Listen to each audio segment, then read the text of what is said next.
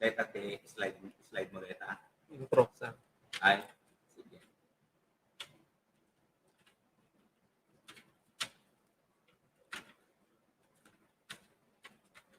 Good morning to each and everyone. Welcome to our Division Echo webinar on positive discipline in everyday teaching. Positive discipline is an approach to teaching that helps children succeed, gives them the information they need to learn, and supports their development. It respects children's rights to healthy development, protection from violence, and active participation in the learning. This positive discipline primer provides a quick reference, a reference guide for teachers who have already been trained in positive discipline in everyday teaching. It seeks to reinforce the teacher's learning from the training and encourages her or him to apply this in their classroom.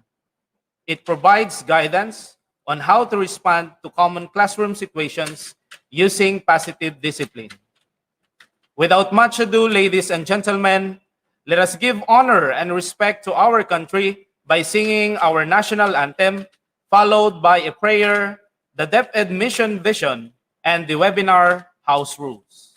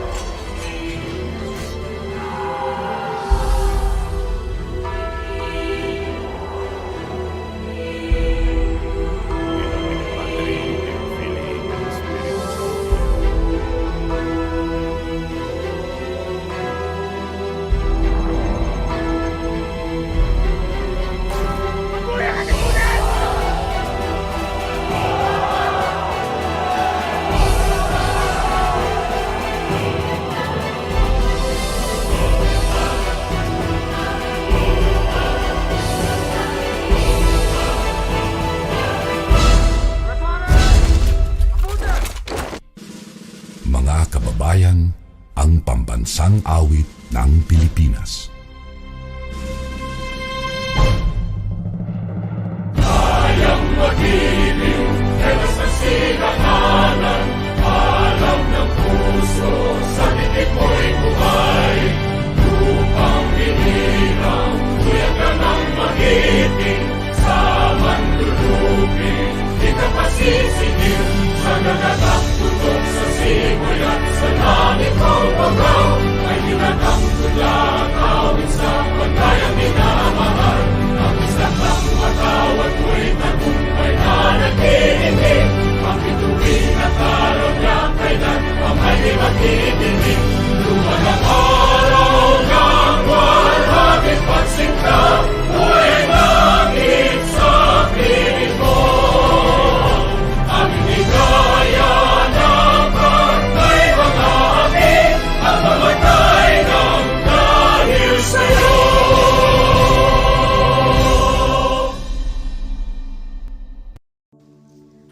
Dear God, thank you for the opportunity to meet together. Please help us to come together to make this institution reflect your kingdom.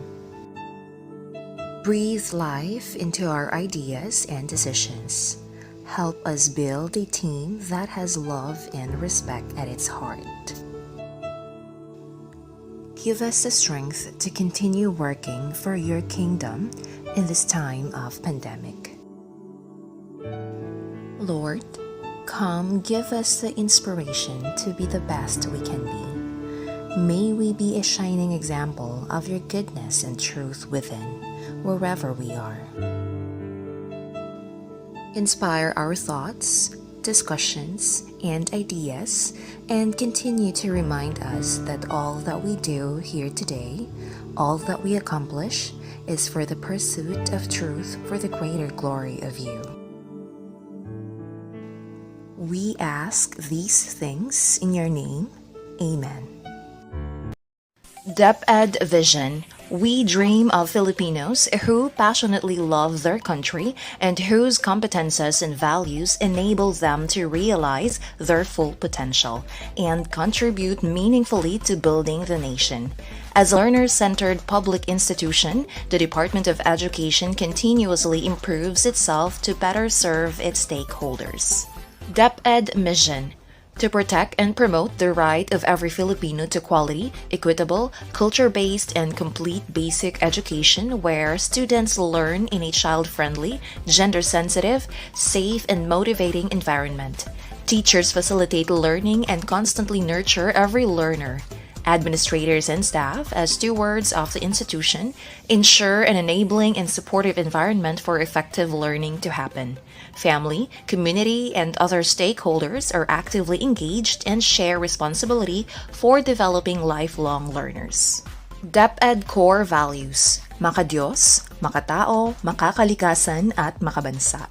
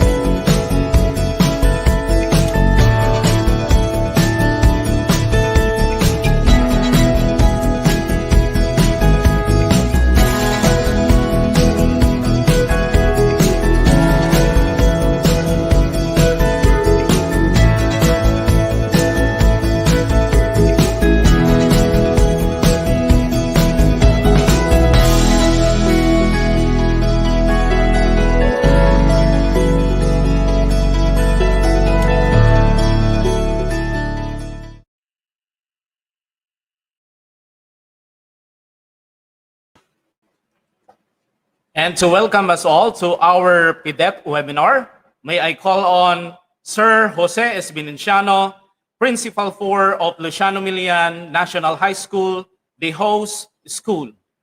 Sir.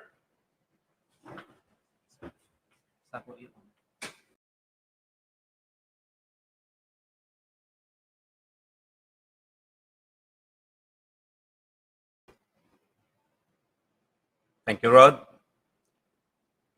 Our very fatherly Schools Division Superintendent, Sir Danilo C. Season, who is the source of inspiration of the whole Division 2 of Pangasinan. Our two schools assistant superintendents who are very young, energetic, and with full of ideas in their heads, Madam Arlene Casipit, in charge of the secondary, Sir Wilfredo Sindayan, in charge of elementary.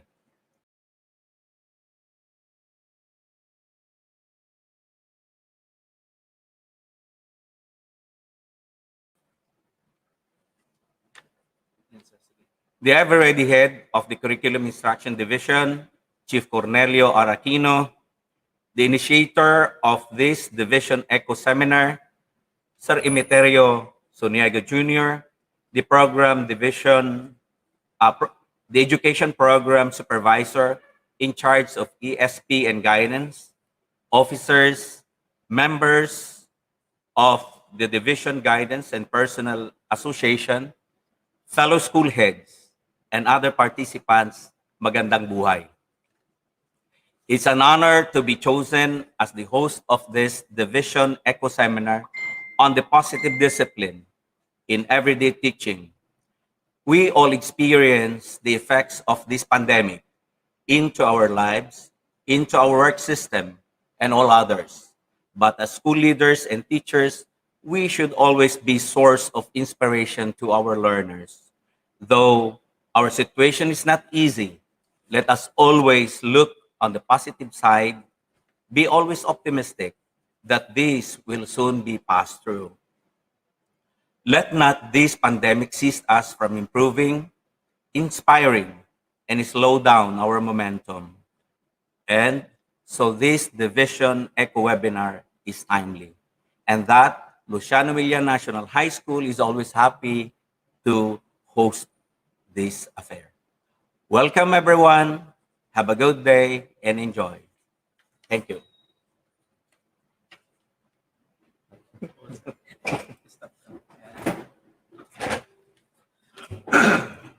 Thank you, Sir Pepe, for the very warm welcome.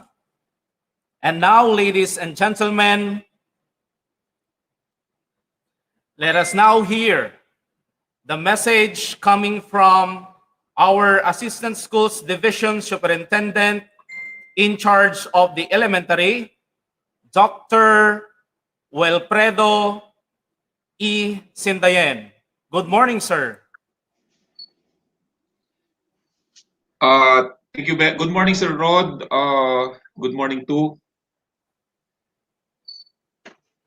our schools division superintendent of this prestigious schools division, Sir Danny Season, CESO 5, to my partner, Dr. Arlene B. Kasipit, to the chief of the CID, Dr. Cornelio Aracino.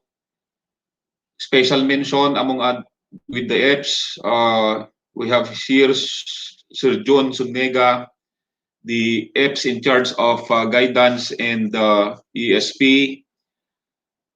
Special mention also to the host's principal. We have heard him a while ago, Dr. Jose Bininjano, the principal 4 of Luciano Milan National High School. All the participants, yes, ladies and gentlemen, na imbag nga usapan, na imbag nga bigat kada tayo amin, good morning. Good morning to all. Well, as stewards of the institution and as facilitators of learning, I believe that it is incumbent upon us to understand best the importance of positive discipline and how we can utilize them so we can make the best, or we can serve best our clienteles, our learners, our pupils, our students. While we understand that they were born in a different era, the facilitators of learning and the administrators and even our stakeholders should adjust to the kind of learners that we have now. And we believe that even the students who are behaving differently in the class should be given attention, and we can always utilize positive discipline on handling this kind of students. Well, as they have been saying, with teachers, even those involved in the education delivery, can make or unmake our children. And so with that, we see the importance of the implementation or the utilization of positive discipline so that we can unleash the best in our students, despite that they were born in another generation as we were, no? Before we were hit by the pandemic, we have been talking about Education 4.0, and in that Education 4.0, we were able to teach our school administrators on how to approach the VUCA world. And because we are now, as it is manifested in what is happening around us, we are now in the VUCA world, especially so that we are now being hit by this pandemic.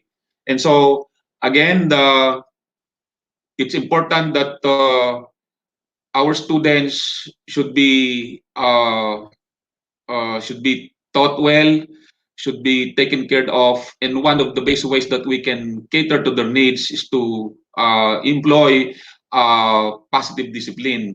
Well, we have to know them well, even they have been behaving differently in our class, and we have also to adjust because, as mentioned by our principal, Sir Jose Binenciano, we were now in the most trying times, or we are facing now what we call new normal.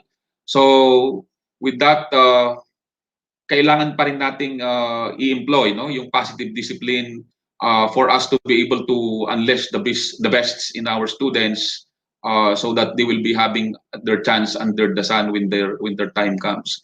With that, ladies and gentlemen, we express our profound gratitude to the organizers, to our speakers, to our participants in this worthwhile training entitled Positive Discipline in Everyday Teaching, a Division Eco webinar. So thank you, and good luck to our participants, and I encourage all the participants to ask questions if they are in doubt when our speakers deliver their piece. Good morning. Thank you so much, sir. Thank you, sir.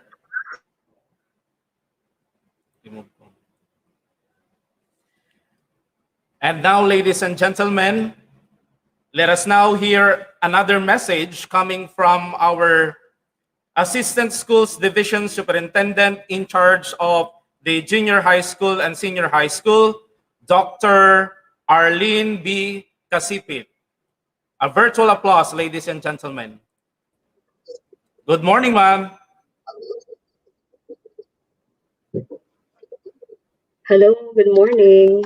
Am I heard clearly?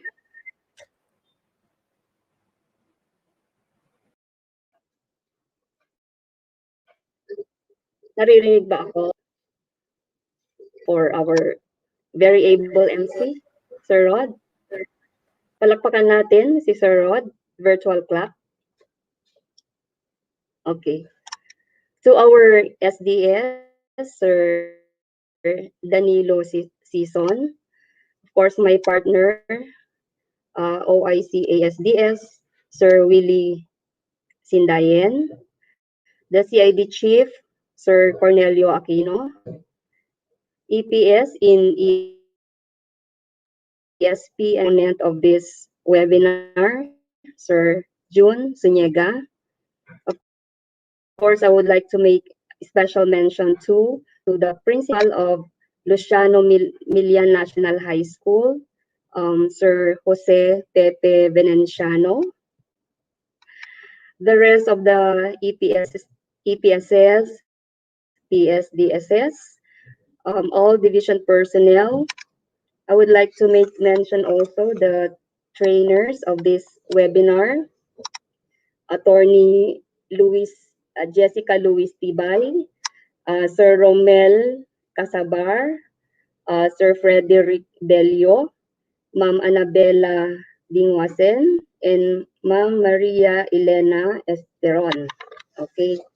To all the principals in both elementary and secondary schools, all the teachers, in FDO, Pangasinan 2, love ko to, sabi nga nila. Okay. Good morning po sa ating lahat. Naimbag nga bigat, kada kayo amin, masanton kabuasan at sikatayon amin. I just prepared this 8-line message for everyone. I would like to share this. I-share ko lang po. Please, Sir Rod, alert me kung na-share ko ng maayos.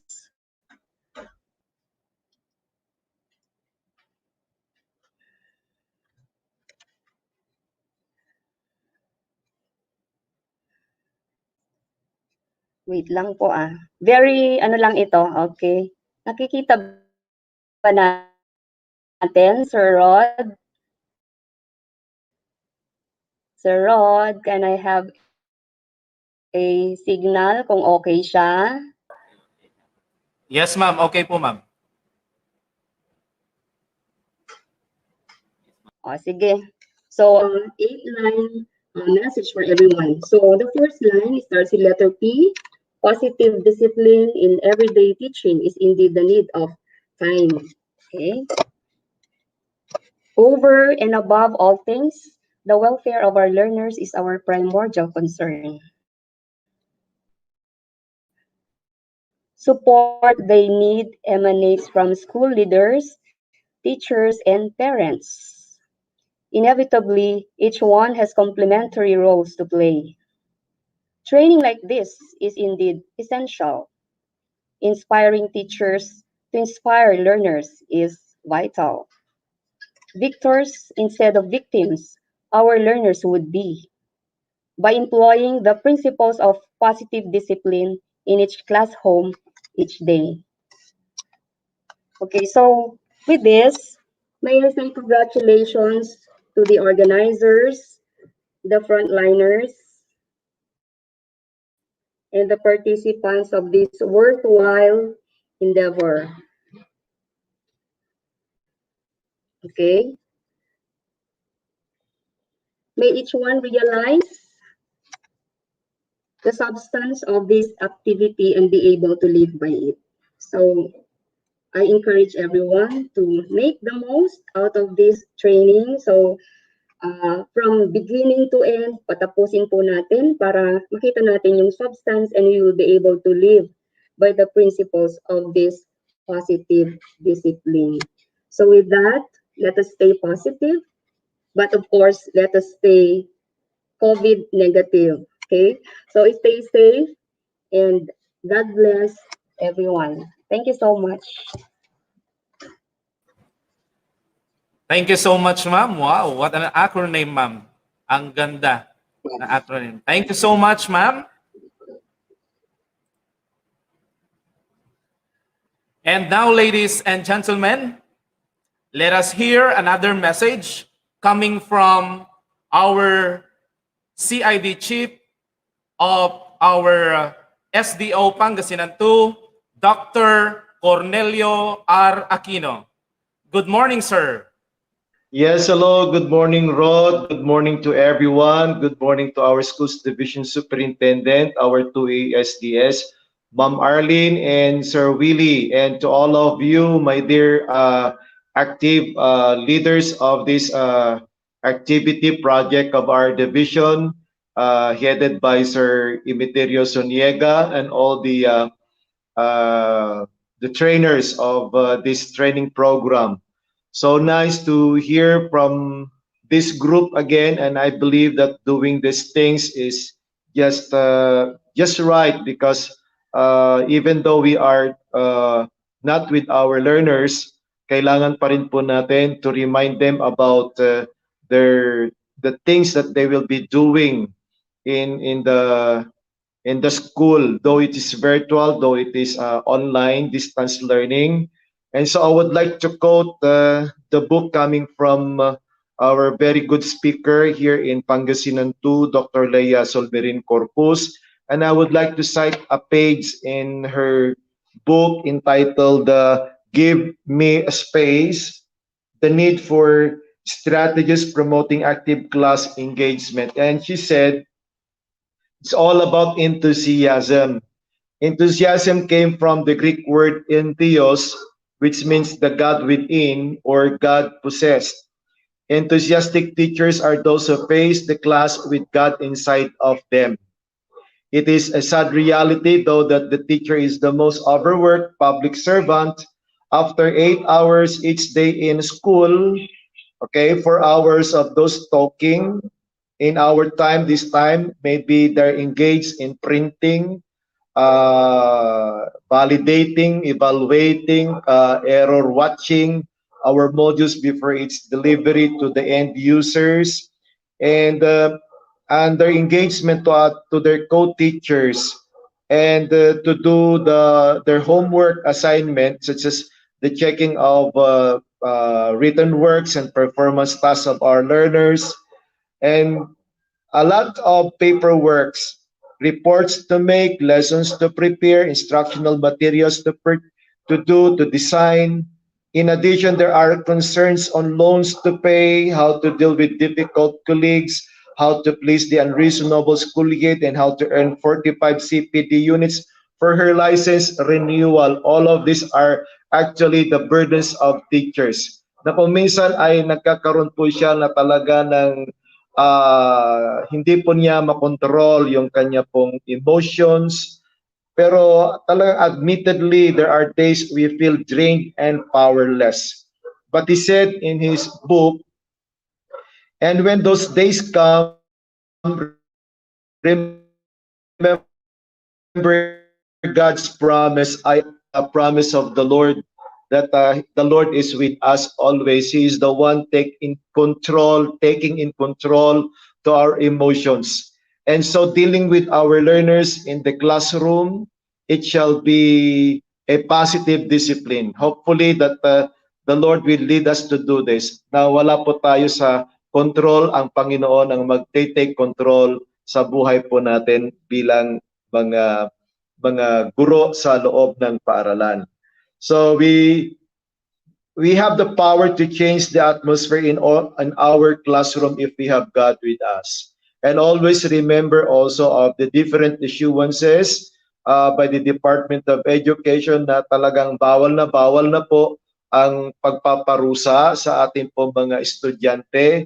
Now that we are in this pandemic period, kailangan po nating isipin at i-remind po yung tinatawag na the EASE program, the academic EASE program. Magbigay po tayo ng kaluwagan sa ating pong mga extensions of the deadline of the submission of the written outputs and performance tasks, just like that.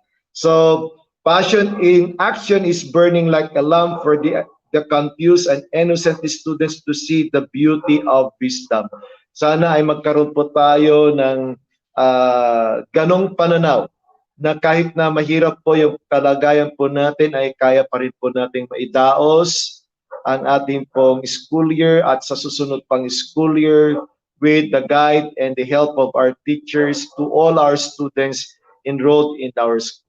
So with that, my congratulations to Sir June and to all of you. Salamat po sa inyong pong pakikinig at tuloy-tuloy po tayo sa ating gawain. Kapit kamay lamang po tayo, SDO Pangasinan, to teachers, including learners, our school principals, our EPS, PSDS, and all of us here in the Division of Pangasinan 2 ay sama rin po kami sa lahat ng inyong pong mga gawain. So with that, sa ngalan po ng ating pong SDS, si Sir Dan, at ang dalawa po nating ASDS, si Ma'am Arlene at si Sir Will, at ang iyong pong lingkod ay binabati po namin kayo ng isang magandang araw sa inyong lahat. Maraming salamat po. Thank you so much, sir, for that very challenging message, sir. Sir, thank you.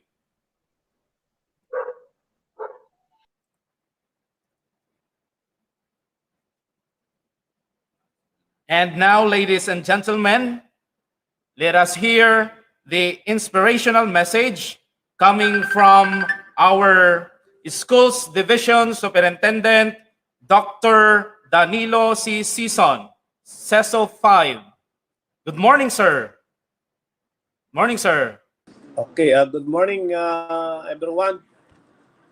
And to our equally competent Assistant Schools Division Superintendents, Sir Willie and Ma'am Arlene, and of course, our Chief in the CID, Dr. Cornel Aquino, our host principal, our host school, Sir Pepe Benenciano, of course, the organizer of this training, Sir Dr. Suniga, to all the facilitators, discussants, other guests, participants, to everyone, good morning.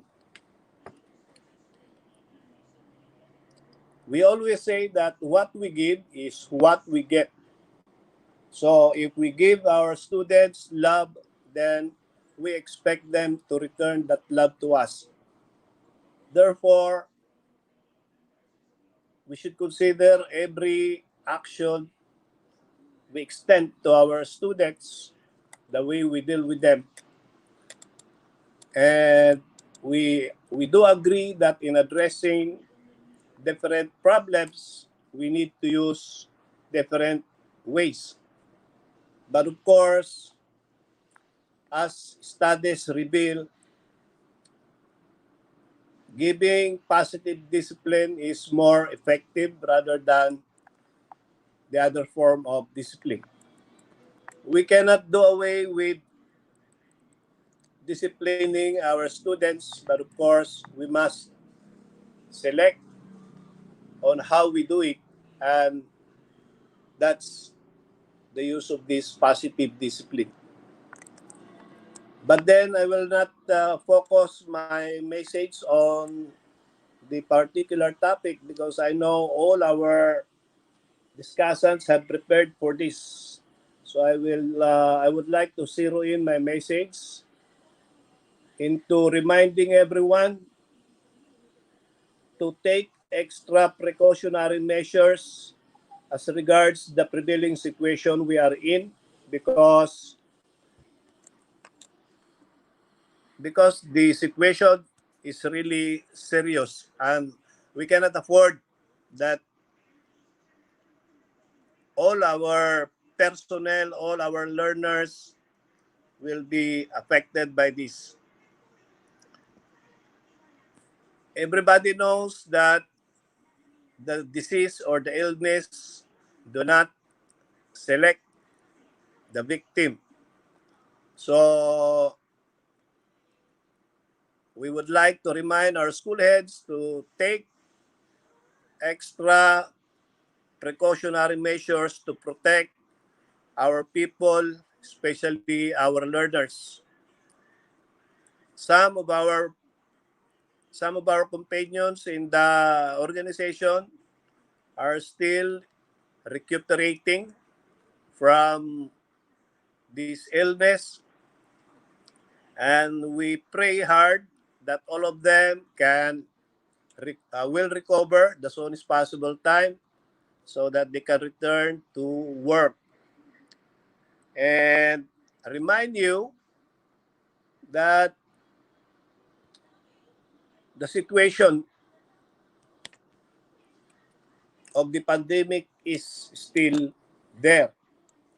And if we are monitoring the happenings around us, including outside our country, it's quite alarming that in India, we are having a serious problem because they are, they have recorded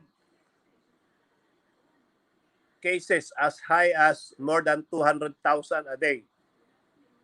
And they have recorded an average of death 2,700 a day death.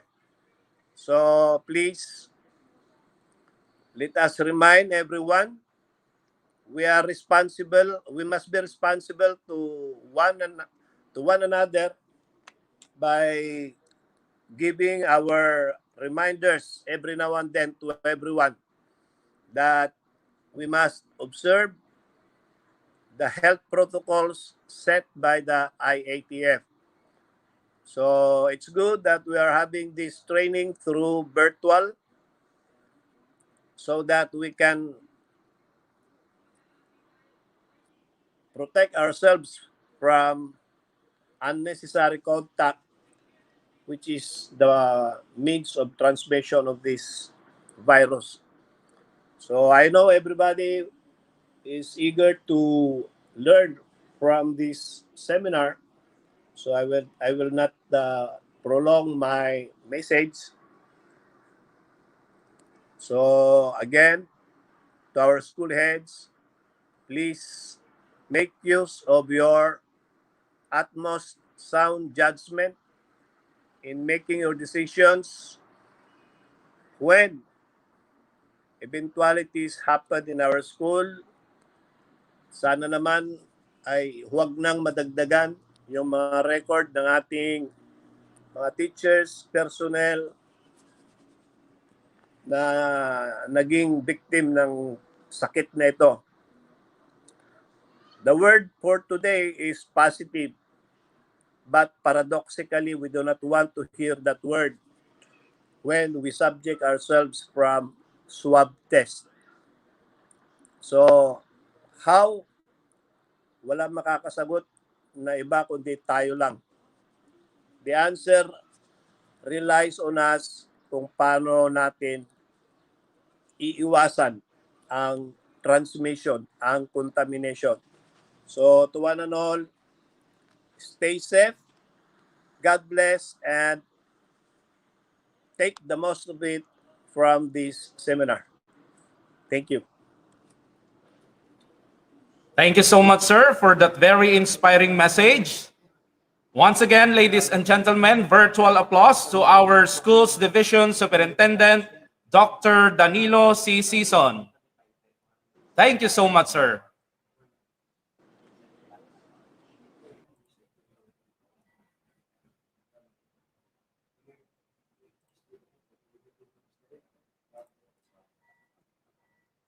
And now, ladies and gentlemen, to formally open the PDET Division Echo webinar, let us now come to the training overview by our Education Program Supervisor in charge of the ESP and Guidance, Dr. Imiterio F. Zuniga Jr. Good morning, sir.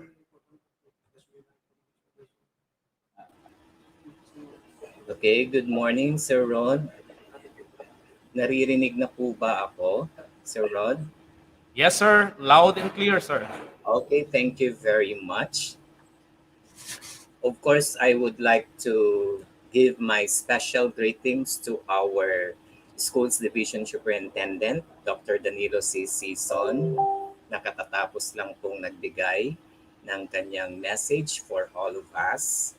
And to our two Assistant Schools Division Superintendent, Madam Arlene B. Casipit, OIC Assistant Schools Division Superintendent for Junior High School and Senior High School, Dr. Wilfredo E. Sindayen, OIC Assistant Schools Division Superintendent for the elementary, and of course our Chief Education Supervisor in CID, Dr. Cornelio R. Aquino. And to everyone, magandang umaga po sa ating lahat. Ayan. Nice to see you everyone. So our training today is all about positive discipline in everyday teaching, or PDET. So how many of you here are familiar with PDET, or the positive discipline in every teaching? What do you know about it? Have you heard it already? Or are there some of you here have already attended trainings on this? Actually, this is no longer new to us because if you remember, during our evaluation for the Search for Most Functional Guidance Center, this is one of the criteria wherein we ask our schools if they are implementing it or not. So kindly type 1 in our chat box if you are familiar with the program, Positive Discipline in Everyday Teaching. Ayan. So, may mga naka-attend, may mga nakakaalam na rin sa ating Positive Discipline in Every Teaching program. So, my friends, we will be conducting this training for 2 days. Today is the start, April 28, and we will end this training tomorrow, April 29, and that is Thursday. So our training team is right here via StreamYard, while our participants, you my dear participants, are watching live stream through PDET Division webinar, Facebook, or YouTube. So we are very much live today until tomorrow. Yan po ang nagagawa ng virtual. Maraming participants are being accommodated today that we cannot do this at the moment to have face-to-face because of our present situation. So we are expecting more than 700 participants for this 2-day Eco Webinar Training Seminar. So kahapon, nung nakita ko po, binuksan ko po yung ating online registration at 1 o'clock in the afternoon, meron na po tayong 400 plus registered participants for this training. And as I have said a while back, that we are expecting 700 participants for this two-day eco webinar training or seminar. So as is stated in the memorandum, that the following are our official participants. So we have the public schools district supervisors or our PSDCs. Sana nandito po kayo, and they are 32 of them. We have also the district guidance coordinators for guidance for elementary, 32 of them. Elementary school heads, 462 of them. Secondary school heads, 121 of them. Senior high school assistant principals, 120 of them. And then elementary guidance office in charge. And of course, our junior high school and senior high school guidance counselors, guidance office in charge. Bakit po sila yung official? So we are expecting na yung mga official participants po natin ay nakapag-register po sila online yesterday. So, with regards to our training team, so you will meet also our training team as we proceed to our activity. So, our technical committee, okay, we have here Luciano Milian National High School of Asingan, and of course, through the able leadership of one of the most outstanding principals in our division, not only in Pangasinan 2, Sir Jose Pepe Vinenciano, his IT teacher, Mr. Rod Aquino, he is the brain of this live stream. That is why we are all here virtually in this training. His two licensed guidance counselors, Ma'am Divine Espejo and Ma'am Lilanid Gamazon, and of course, my family in guidance, the division, guidance, personnel, association, officers, and members for their all-out support to all activities and endeavors of the guidance program. Certificates of participation will be provided and issued to those participants who will have complete attendance and who are officially registered. So we assign officers and members of the DGPA to double check if yung mga nakaregister po ay official participants po for this training. So they will be qualified, and then yun po yung mabibigyan po natin ng certificates. Don't worry for our participants, since 2 days po to, magre-reflect po doon sa ating certificates ay 3 days po. And meron po tayong ipa-flash later na links. So we have the online registration. So na-post po natin before the training na ginagawa po natin ngayon. And then we have also our daily attendance. So stricto po tayo sa ating daily attendance. I know you are too busy right now. Marami po tayong ginagawa. So yung online attendance po natin or daily attendance po natin, first day po AM at saka PM. Same through with our second day, meron po tayong AM at saka PM. So if a-flash po yan on our screen ni Sir Rod mamaya. So we have also our online evaluation to be done daily. So mamaya po, pagkatapos po at the end of the day, pag natapos po ang ating training, mamayang hapon ay ipa-flash din po natin, ibibigay po din natin ang ating link at yun po ang gagamitin natin for our online evaluation. Same through doon sa second day po natin, at the end of the day, ipa-flash din na naman namin yung link or we will be using the same link for our evaluation. And of course, meron po tayong MOL, Management of Learning. We will be assigning from the participants to sum up kung ano po yung mga napag-usapan po natin o mapag-uusapan po natin today. And yung MOL po natin ay magaganap po yan bago tayo magsimula sa ating second day in the morning. And then we have our training objective. So our objective to enhance the capacity of the public schools district supervisors. So nandito po sila, school heads. So you are all here. And guidance counselors, guidance designates, guidance office in charge. Nandito po kayo. in providing support to teachers in the use of positive and non-violent approaches in the classroom management. So underscore positive and non-violent approaches in the classroom management. That's why we included you here as part of this training, though it is true that our teachers are inside the classroom dealing with our learners every day, but still you are part of the system or organization. Sir Rod, sa ano na po tayo sa objective? Our public schools district supervisors, school heads, and guidance office in charge or designates or counselors should also give their part and all-out support to the program and specifically to our teachers. Why? Because our teachers deal with our learners. How many learners are they dealing with every day? Learners with different personalities, attitudes, likes, needs, interests, and capabilities. Paano makipag-deal sa kanila in different situations, right? So which is not easy for them and for all of us. And we have also the training matrix. Ayan po, meron po tayong training matrix, Sir Rod. Ayan. So may mga speakers po tayo. So they will be introduced properly later by our moderator. And of course, we have Attorney Maria Jessica Luis D. Tibay, our legal officers in Pangasinan Division 2, DepEd. And then we have also Sir Romel R. Casabar, Principal 4. We have also Frederick R. Delio, Principal 3. We have also Ma'am Annabella Dingwasen, RGC, Senior High School Guidance Counselor 2. And we have also Maria Elena G.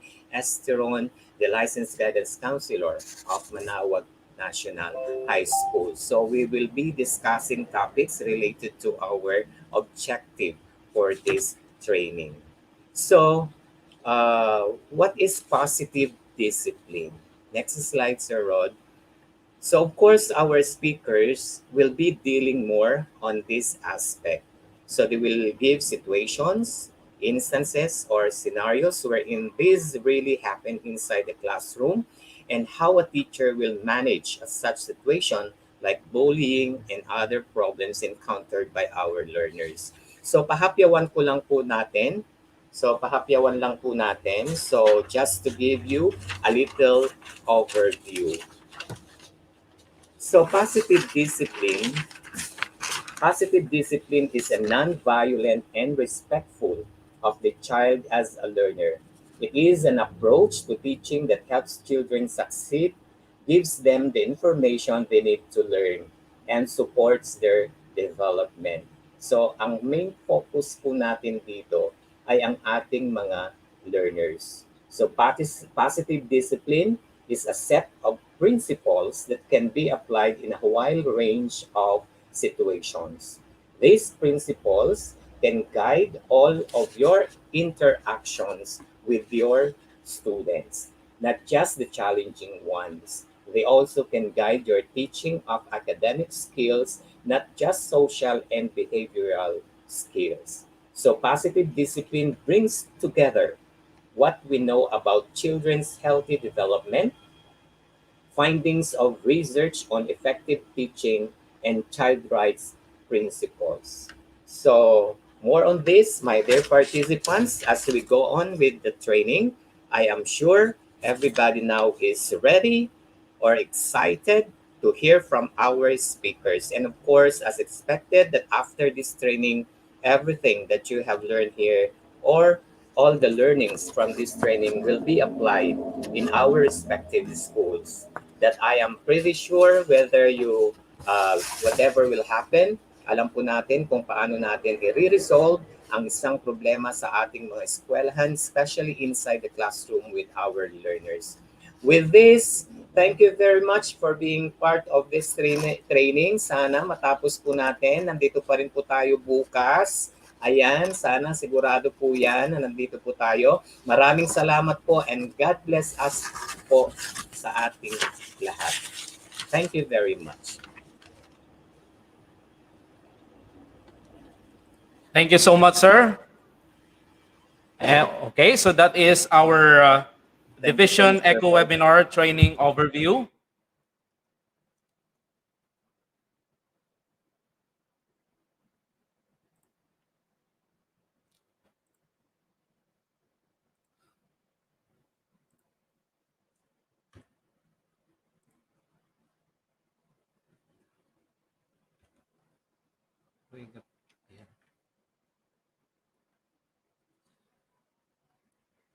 And now, ladies and gentlemen, let us now start this session 1.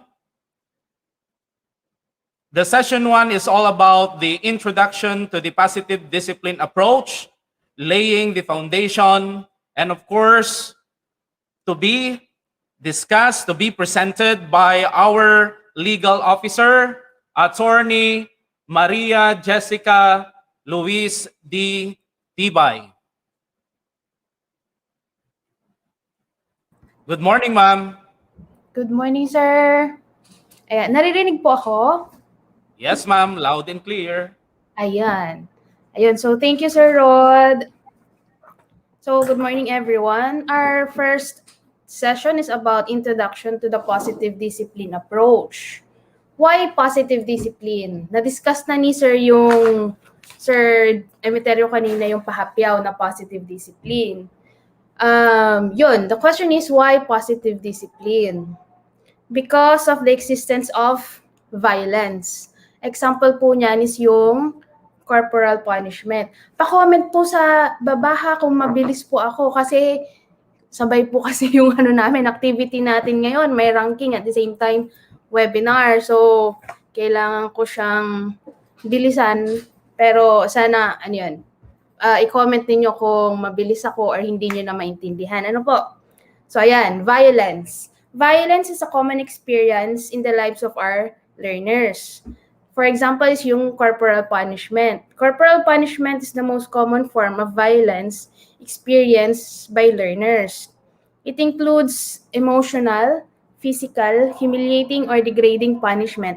Examples po niyan is makikita po natin doon sa DepEd order natin na number 40, series 2012, otherwise known as DepEd Child Protection Policy. Emotional punishment, kasama po dyan. Emotional punishment is violence that includes words or actions that shame, embarrass, threaten, or scare our learners. These are words and actions that hurt the heart, yung puso. Emotions. While physical punishments are actions that hurt the body. Kung yung emotional punishments, emotion sa loob, yung puso po natin, puso ng mga bata. Itong physical punishment naman is sa labas. You like yung pagpalo, pagkurot, gano'n. And yun po. However, either emotional or physical, malaki pa rin po yung impact po niyan sa ating mga learners. Emotional impact, kumbaga. Physical and emotional violence have serious consequences to learners' well-being. However, pwede po natin i-end iyang klase ng violence against our learners. How? Papaano? By practicing positive discipline instead of punishment. PDET has its strong foundation on children's or learners' rights and positive discipline in everyday teaching. What is PDET? PDET is a positive rights-based approach that helps guide teachers in creating and maintaining a learning environment where all children are respected and are successful learners. Saan po natin mahanap yung mga yan?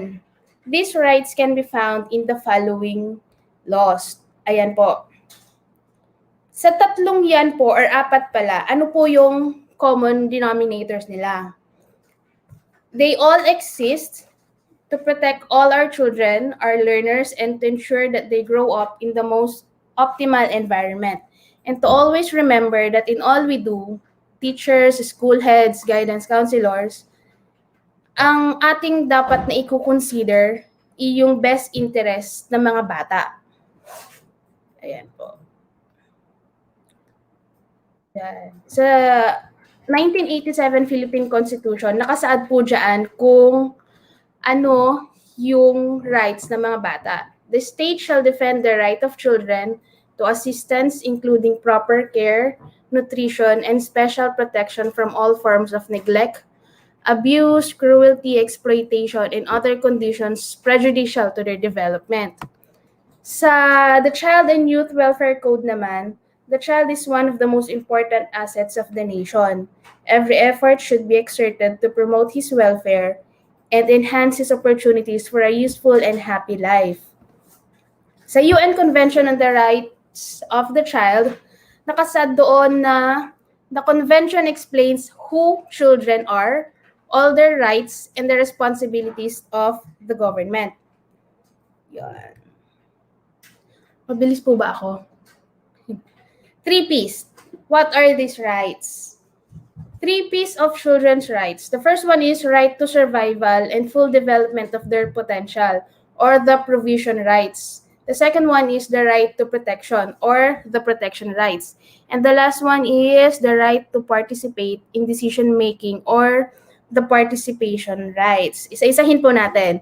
What is provision rights? Provision, it refers to sharing and distribution. It includes the right to possess, receive, or have a certain access to certain resources and services. These rights includes or consist of adequate food, shelter, water, healthcare, leisure, and recreation.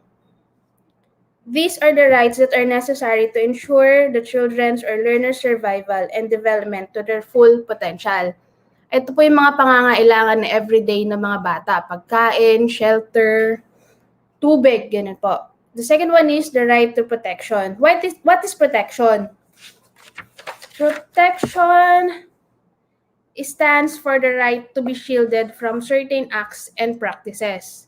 It includes protection from violence, neglect, exploitation, cruelty, and discrimination. These are the rights that ensure children are protected from the mentioned acts and practices. Doon sa provision rights, iyon po yung mga pangangailangan nila everyday. The second one is protection rights. Ito po yung protection na pangangailangan ng mga bata against violence, cruelty, abuse. Yun po. And then the last one is participation rights. What is participation? Participation stands for the right to do things, express oneself, and have an effective voice as an individual child and as a larger group. Kasi malimit po sa atin, sinasabi, bata pa yan, so wala pa siyang alam, hindi pa niya alam kung ano yung ibibigay niyang opinion, hindi pa niya alam kung ano yung mga sinasabi niya. But no, kailangan po natin isama ang mga bata, ang mga learners in decision making. Yun. These are the rights that provide children with the means by which they can engage in those processes of change that will bring about the realization of their rights and prepare them for an active part in society. Hindi porket bata po sila, parang ikakat na po natin sila na wala silang dapat na partisipasyon, hindi dapat sila nagsasalita kasi mas matanda tayo, mas matanda magulang, mas matanda guidance, teachers, school head, pero hindi po. Andiyan po yung karapatan ng bata na sabihin din kung ano yung kung ano yung nais niya, kung ano yung mga nasa isip niya. Ayan po. Then, ayan po. My job is to teach, not to discipline. This statement reflects a common belief that teaching and discipline are two different activities. I took a picture or a photo of this one. Itong statement na to, pinicturean ko, sinend ko sa kapatid ko na teacher din. So, ko nagalit sa akin. Ang sabi niya, ikaw ate, sabi niya, hindi pwede. This is very wrong if you are a teacher or educator, sabi ng kapatid ko. Kasi sabi niya, ang sabi niya, teaching requires effective discipline. Hindi ka teacher kung hindi ka marunong magdisiplina or hindi ka nagdidisiplina ng mga bata. Hindi ka teacher kung puro ka na lang nagtuturo pero hindi mo kayang idisiplina yung mga bata. Positive discipline increases students' motivation so they pay attention more, stay more, and perform better academically.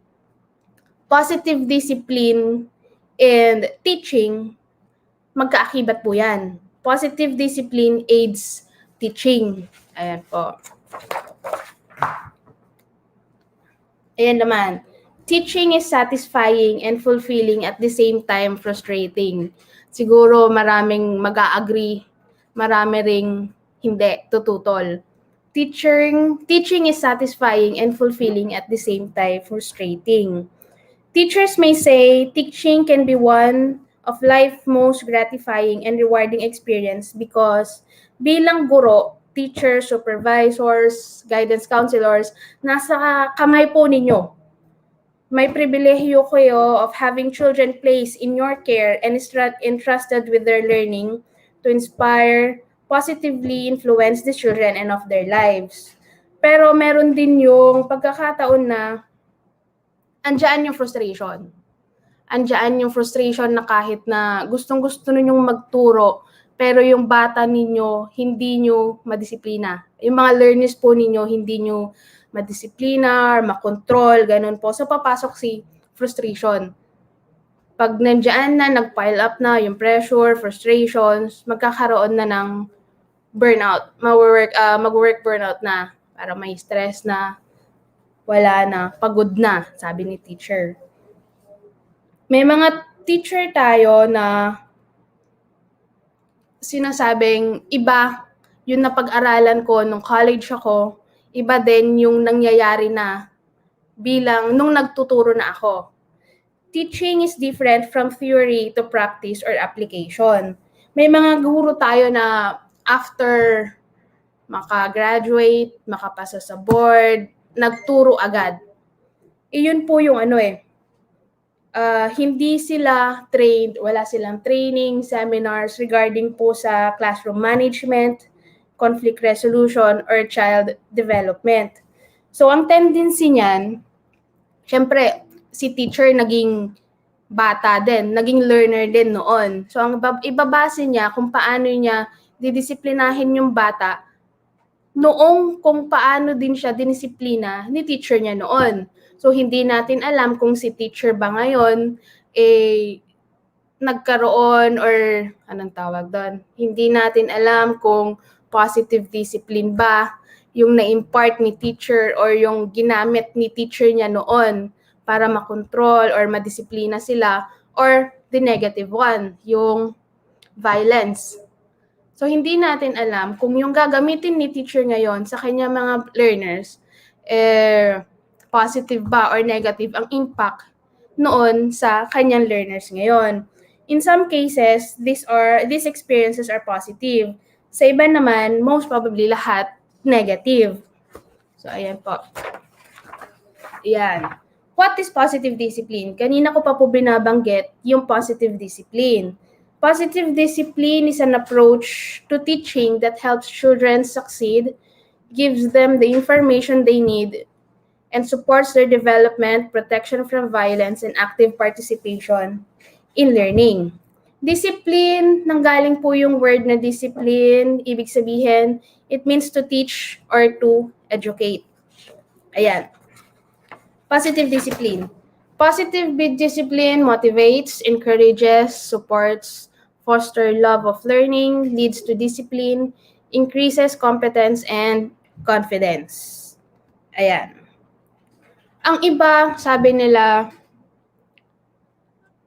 punishment is equivalent to discipline. Sinasabi ng mga iba, hindi naman po lahat, dinidisiplina ko yung anak ko. Dinidisiplina ko yung bata. Dinidisiplina ko yung estudyante ko. How? Violence. Pinapalo, kinukurot, sinisigawan, pinapahiya, face the wall, luhod, pinapalo, akin na ang kamay, pak, palo, ganon. Sa pag ganon ang sinasabi nila, dinidisiplina ko lang ang bata. However, punishment can either discourage a child or motivate a child. Hindi natin alam kung yung pagdidisiplina bang ganon, yung pagpalo, pagsigaw, pagpapahiya, pagkurot, positive ba yon sa bata pagdating sa bata or negative pagdating sa kanya? Iti-take ba niya yon as a motivation? Iti-take ba niya yon as a negative sa part niya na pinapalo ako ni teacher, hindi na ako papasok. Pinapalo ako ni teacher, lagi akong pinapagalitan, so ayaw ko nang pumasok. Or pwede namang pinapala ako ni teacher, so kailangan magpakabait na ako. Kailangan ko ng matuto, kailangan ko ng madisiplina, parang ganon. So, hindi natin alam. Diyan pumapasok yung participation rights ng bata. Kailangan natin siyang pakinggan, kung ano yung sasabihin niya. Huwag natin pong takutin yung bata na huwag kang magsalita, mas matanda ako sa'yo. No, mali po yun. So, ganun po. May mga bata na kapag pinapagalitan, mas lalong kumukulit, mas lalong tumitigas ang ulo. May mga bata naman na kapag napagalitan, tumitino. Pumaayos or nagiging mabait or maayos na sila, nakikinig na sila sa kanilang mga teacher. Ayun po. Punishment is not discipline, does not equate discipline.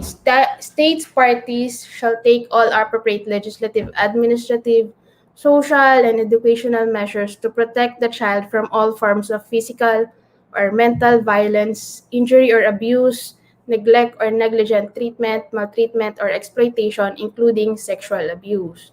Nakasaad din po yan sa natin, sa Child Protection Policy po natin. Yan. Positive discipline brings together what we know about children, healthy development, findings of research on effective teaching, and child rights principle. Yung mga susunod po ng speakers natin, mas may explain pa po yan na maayos. Ayan. How is positive discipline practiced? Positive discipline has 5 components. The first one is identifying long-term goals. The second is providing warmth and structure. Third is understanding child development. Fourth, identifying individual differences. And last, problem solving and responding with positive discipline. May mga speakers po tayong na mag-explain isa-isa po niyan. Kaya pahapyaw ko lang po siyang i-explain dito sa aking session, dito sa introduction po natin. Ayan. Yung nakikita po ninyong box po dyan, yan po yung PDET model. And then, dyan po sa baba, kung mapapansin po ninyo, merong child rights principles and pedagogical principles. The foundations of positive discipline are iyang pong dalawa, child rights principles and pedagogical principles. While the remaining, ito po, yung setting long terms, providing warm structure, understanding child development, recognizing individual differences, and problem solving, iyan po yung building blocks of positive discipline sa classroom naman. Ayan. Next. Child rights principles. One of the fundamental principles underlying positive discipline is that children are full human beings with basic human rights. The UN Convention on the Rights of Child specifies rights that are particularly relevant to education. Ito na po yun. Right to education or lahat po ng bata ay mayroong karapatan sa edukasyon. Right to have decision made in one's best interest. Always consider, ito po ang tandaan po natin, na lahat po ng decision na gagawin po natin concerning mga bata, always consider what is best for the child. Lagi po nating isipin kung ano yung nakakabuti para sa mga bata, hindi po para sa atin. Hindi po yung kung ano yung alam po nating tama sa kanila. Right to non-discrimination. All children have the right to the same standard of education and at the same time, educational opportunities. Fourth is right to protect from all forms of violence. Children have the right to a learning environment free from physical and mental violence. Kaya nagkaroon po tayo ng child protection policy. Fifth, right to school discipline that respects one human dignity. Students have the right to respect for their dignity, hindi pinapahiya, hindi binibilital, hindi dinidegrade. The sixth one is right to respect for one's individuality and quality inclusive education. Students should have their unique personalities, talents, and abilities nurtured at school. Teachers should know, dapat yung mga teachers, school heads, guidance counselors, alam po natin kung ano yung individual differences ng mga bata. Alam po natin yung individual strength ng mga bata. And doon po natin umpisahan. Doon po natin in-nurture that competences. The next one is right to education that fosters respect for others. And then right to play. Students have the right to rest, play, and participate in activities. Hindi po pwedeng puro aral. Parang may mga, hindi naman may mga pagkakataon na may mga magulang or teachers na mag-aral ka, ganun. Mag-aral ka dyan, mag-aral ka, bawal laro, bawal ganito, bawal ganyan. Hindi po pwede yun. Kung sa atin, kung sa mga teachers may burnout, sa mga bata, may ganoon din. Magkakaroon ng sawa factor.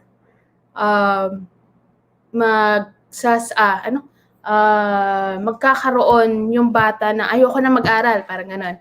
Kasi syempre, tulak ng tulak, aral ka ng aral, hindi nyo siya binibigyan ng time to relax, mapapagod po yung bata. Tatama rin na siya mag-aaral. And the last one is right to express one's view. Yan po yung participation rights ng mga bata. Students have the right to express their opinions about matters affecting them. Hindi porket iniisip natin na bata sila is wala na po silang kakayahan na magdesisyon or magsalita tungkol po sa kanila. Children are full human beings with basic human rights. Alam po nila kung ano yung nangyayari sa kanila. At meron din po silang karapatan na magsalita at sabihin kung ano po yung gusto nilang sabihin. Next slide, pedagogical principles. Ito po yung pangalawang foundation ni positive discipline. What are the holistic approach, strength-based approach, constructive approach, inclusive approach, proactive approach, participatory approach. Holistic approach, it recognizes that all aspects of children's learning and development are interrelated. Magkaka-connect po yan. Ano sa Tagalog magkaka-connect? Magkakadugtong. Ayun, they are interrelated. Second one is strength-based approach. Recognizes that every child has a strength, competences, and talents. Kapag na-recognize po ni teacher, kapag na-recognize po natin kung ano yung mga differences, talents niyon, doon po tayo magsimula. Doon po natin in-nurture yung bata. Kailangan po nating tulungan yung bata. Kasi may mga bata na nandyan na yung talent nila nandyan na yung skills nila, nandyan na yung competences nila, pero natatakot kasi walang naniniwala or walang nagbubusa sa kanya, walang nagtutulak sa kanya. So as a teacher, kailangan po nating maniwala sa ating mga estudyante, sa ating mga learners, na kaya niya ang ganitong bagay para naman magkaroon siya ng lakas ng loob. Ayan, the third one is constructive approach. What is constructive approach? It recognizes that rather than punishing students' academic or behavioral mistakes, the teacher explains, demonstrates, and models the concept and behavior to be learned. Constructive approach. Meron kasi yung mga pagkakataon na kapag nagkamali yung bata, pinapagalitan agad, pinapalo agad, sinisigawan, kinukurot. Pero wag po yun. This constructive approach, ang sinasabi po dito na si teacher, kapag nakita niyang mali yung nangyari or ginawa ng bata, i-approach niya, i-explain niya kung ano yung ginawa ng bata, bakit iyon mali, and then i-demonstrate ninyo and sabihin ninyo na mali yung ginawa ng bata, dapat ganito. Ayan po yung constructive approach. Instead of punishing, explain to them na mali yung ginawa at ganito dapat ang gawin or ganito dapat ang i-observe ng bata. The fourth one is inclusive approach. What is inclusive approach? Inclusive approach recognizes the individual differences of children and respects their diversity. The fifth one is proactive approach. Proactive approach recognizes that strategies that promote success and prevent conflict shall be identified and implemented. Kailangan po natin makita kung ano po yung nagpe-prevent sa success ng bata at identify po natin kung ano yung dapat na gawin at yun po yung i-implement natin. Then the last one is participatory approach. What is participatory approach? It recognizes that rather than emphasizing coercion and control, this approach seeks out students' opinion and perspective, involves them in the learning process. Kung pagbabasihan po natin itong approach, pedagogical principles, lagi pong ang bottom line noon is yung opinion ng bata. So kung babalikan natin yung 3 Ps, masasabi natin ang pinaka-importante doon, or hindi naman pinaka-importante pero angat sa 3 rights ng bata is yung participation rights. Kasi yun nga po, lagi natin i-consider kung ano yung best interest ng bata.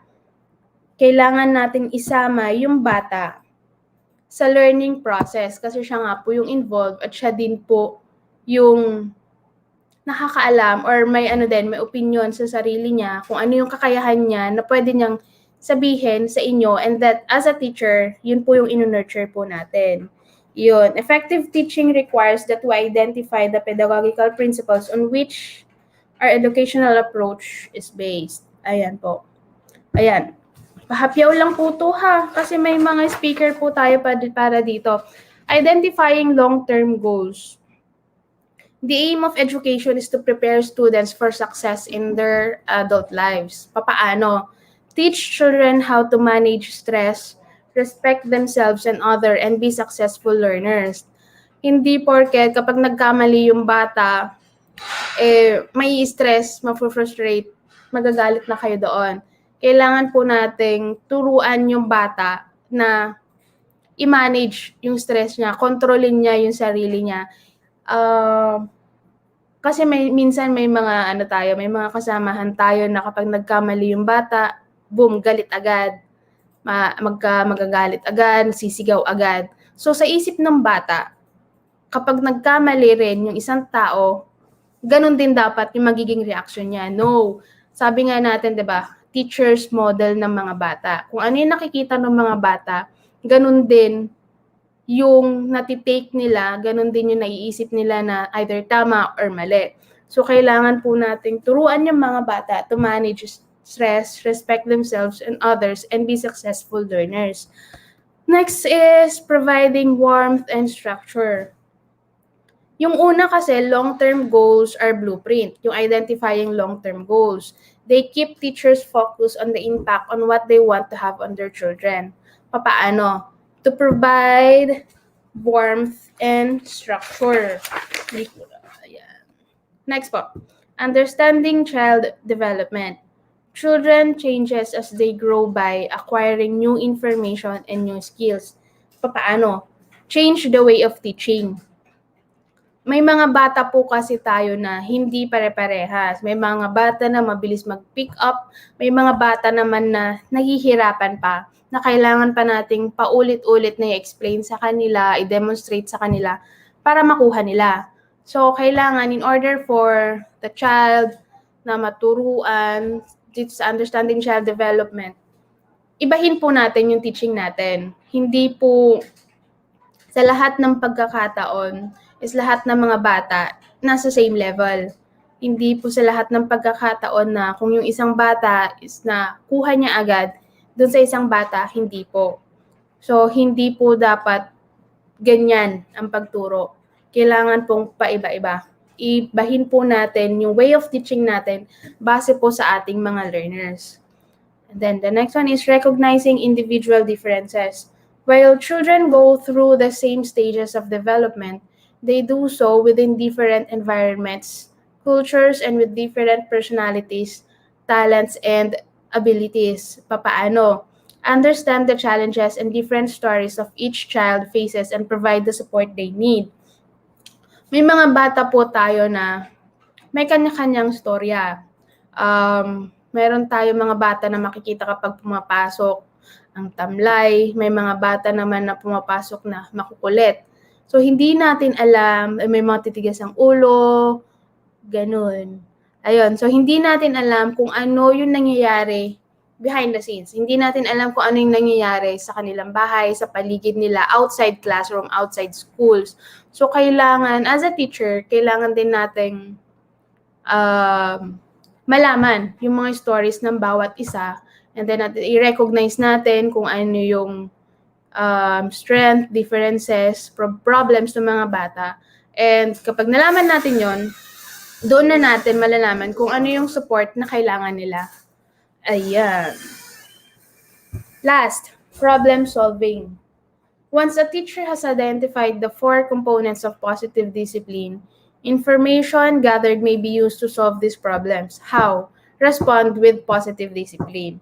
Ayan, kung going back doon, kapag alam na po natin, na-recognize na natin yung differences ng mga bata, ano sila or sino sila outside classroom, and then makikita na natin kung ano yung differences nila, nasa utak na natin or mafo-formulate na natin kung paano natin sila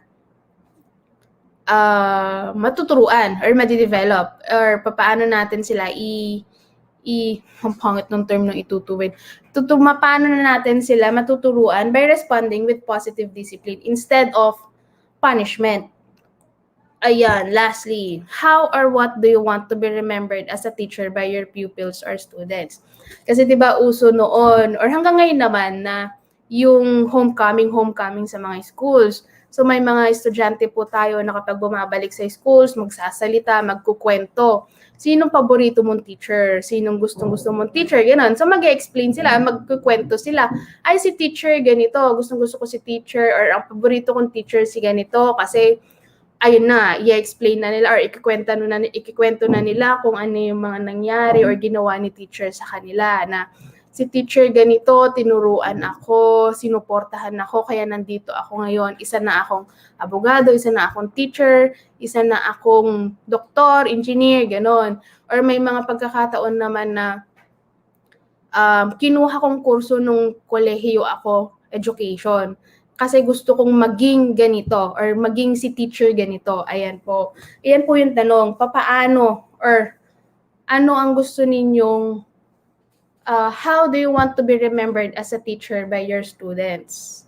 Ayan. Tapos na po. Thank you, Sir Rod.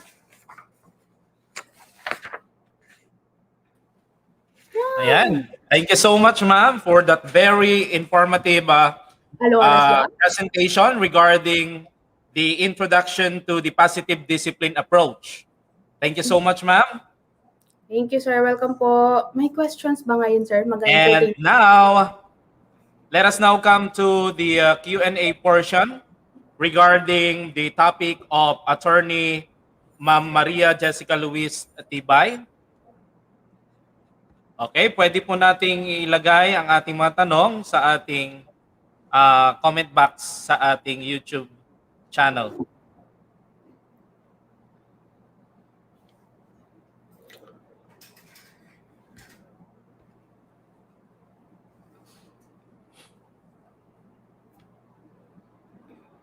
Okay, so any question from our participants?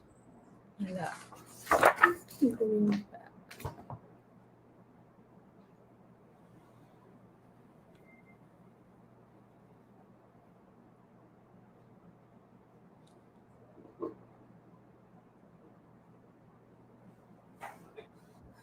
Wala, sir. Wala yatang tanong.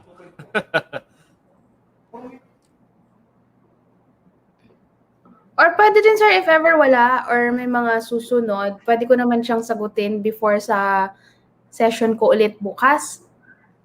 Yes, ma'am. Yes, ma'am. Kasi ako'y pupunta na sa ranking natin. Okay. So, of course, so kung wala pong magtatanong regarding the introduction to the positive discipline approach by Attorney Maria Jessica Luis D. Tibay. Okay. Attorney, thank you once again for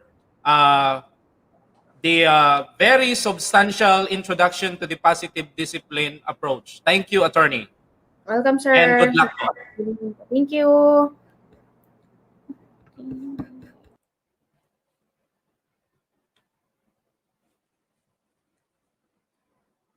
Okay. So I think all participants are now ready for the session 2 or session 2. And ladies and gentlemen, our next speaker is the Senior High School Guidance Counselor 2 of Alejandro F. Uligan National High School of Asansur, Sison, Pangasinan. Ladies and gentlemen, to talk about the positive discipline building blocks, setting long-term goals, we have the registered guidance counselor, Ma'am Annabella G. Dingwasen.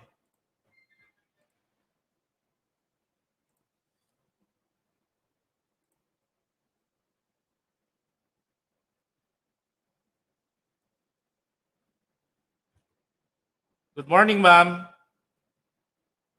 Sir Rod. Good morning, Good Sir morning, Rod. ma'am. Good morning sa ating pong lahat. A blessed day po. At lubos po akong natutuwa at nagagalak na muli nabigyan po tayo ng opportunity to be together kahit virtually, hindi man po face-to-face. Pero maraming salamat sa teknolohiya at nagagawa po nating magkasama-sama pa rin sa mga ganitong pagkakataon. Ayan. Yay! Yan. So to continue on with our webinar, with our topic, let's have a review doon sa diniscuss ni Ma'am or ni Attorney. Now, let me share my screen first.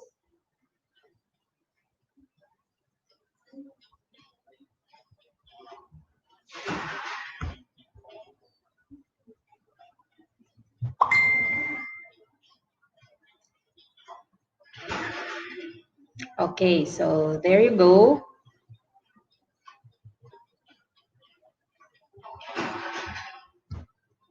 Ayaw niyang mag-close. Wait lang po ah.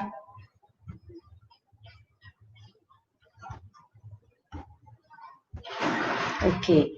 Now, the positive discipline building blocks, it's setting long-term goals. This is actually the plan as mentioned by Attorney Luis kanine.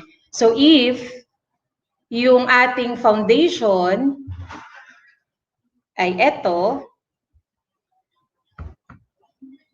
ayaw niyang yan. Okay.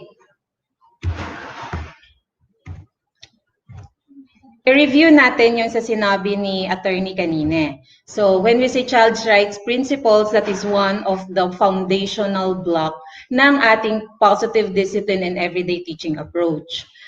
Kung makikita natin dito na mention ni attorney kanina, that's 3 pillars of child's rights.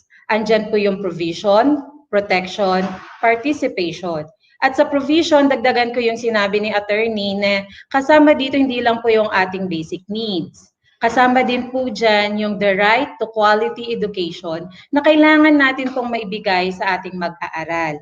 And syempre yung ating pong protection, that is their right to be protected from any form of violence. Alam naman na po natin pag sinabi nating any form of violence that covers verbal, psychological, emotional, and physical and sexual violence. So when we say participation, that is their right to express their views so that they can participate in, say for example, sa classroom, di ba when we set our classroom rules or classroom rules, we have to elicit responses or suggestions from our learners kasi that is their right to participate, to express what they think na kung ano po yung makakabuti para sa kanila. Ang tanong, should children know their rights? Any comment? Should children know their rights? Syempre, it's a very, very big yes. Why? Panoorin po muna natin itong video na to. Sir Rod, saan po natin to ipi-play? Is it dito sa aking slide or kayo na po magpi-play for better audio?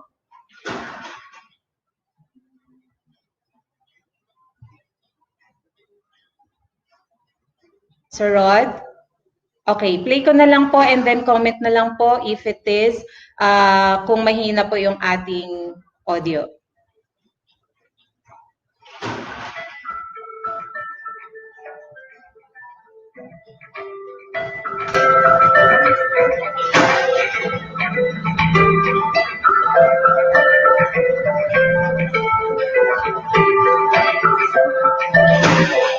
Gigilsod ako, nandiyan yung pamamalo. Pero yung ngayong nasa stage na nagdadalaga, ano lang, yung paniniwala. Yung nabakal niya kailangan for a simple reason.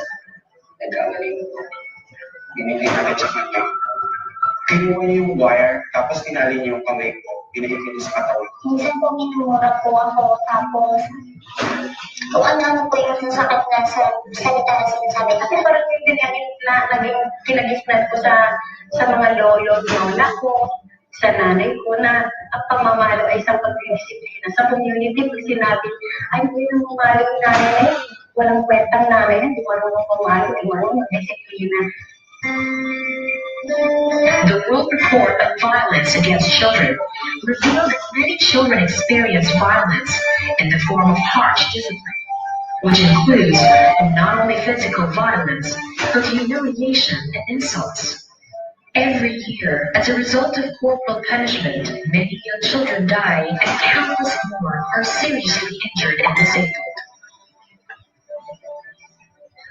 Any form of punishment inflicted on children as a penalty for an offense for the purpose of discipline, training, or control is considered corporal punishment. Corporal punishment includes physical, verbal, emotional, and other humiliating and degrading forms of punishment. Hindi po yung sabihin na pag pinapalo ka, pinapaya ka, minumura ka, mahal ka ng magulang mo. Form na po yun ang pang-aabuso sa bata eh. Form siya ng pag-violate ng kapapatan ng mga bata eh. Corporal punishment violates the fundamental rights of children, their right to physical integrity, human dignity, and equal protection against assault. Bilang mga magulang, sila nga dapat yung nagpo-protecta dun sa mga anak nila. Hindi sila yung nakakaabuso sa anak nila. The United Nations Convention on the Rights of the Child guarantees the protection of children from all forms of violence, including physical and emotional punishment. Corporal punishment is not an effective way of disciplining children, and this has been shown by various researches around the world. Parents and other adults should discipline children in ways that promote a culture of respect and nonviolence. Magkaiba po ang disiplina sa pagpaparusa. Yung pagpaparusa, yung mapalo mo lang siya nalabas mo lang yung galit ko. Kaysa doon mo siya pag disiplina, kinakausap mo siya ng matino. Tapos pinapaintindi mo yung pagkakamali niya. At kung para sa yung sinasabi niya yung pinaka-value niya. Pagdisiplina ay pagtuturo dapat yung tamang galaw, tamang nila, tamang asa nila. Once na kausapin mo yan ang mga sinisinan, kausapin mo na parang in-encourage mo pa sila na huwag mo gawin ito na mali yung ginawa mo. Mas natatak sa isip nila yun. Information dun sa child's right. Dun sa pag-release ng mga anak nila. Save the Children advocates for the enactment of a law that will explicitly ban the corporal punishment of children in all settings, especially the home. Existing laws in the Philippines that provide legal defenses or justification for the corporal punishment of children in whatever form and in all settings must be repealed. Ibigay natin ang respeto natin sa mga anak natin. I-respeto natin ang kanilang mga pagdedesisyon, ang kanilang partisipasyon sa bahay. Iwasan na natin yung pananakit sa mga anak natin kasi hindi maganda yung ibubungan nito sa anak natin. Hindi pa naman siguro late para baguhin yung mga nakagitna na mali. Sasabi ko lang dito sa mga batang age ko, fight for your rights. Kung ano yung tama, ipagawin. Meron kayong right na magsalita kung gusto nyo. Children are people too. Prohibiting and condemning corporal punishment will ensure that children are respected as individual people and as rights holders. And all corporal punishment of children now.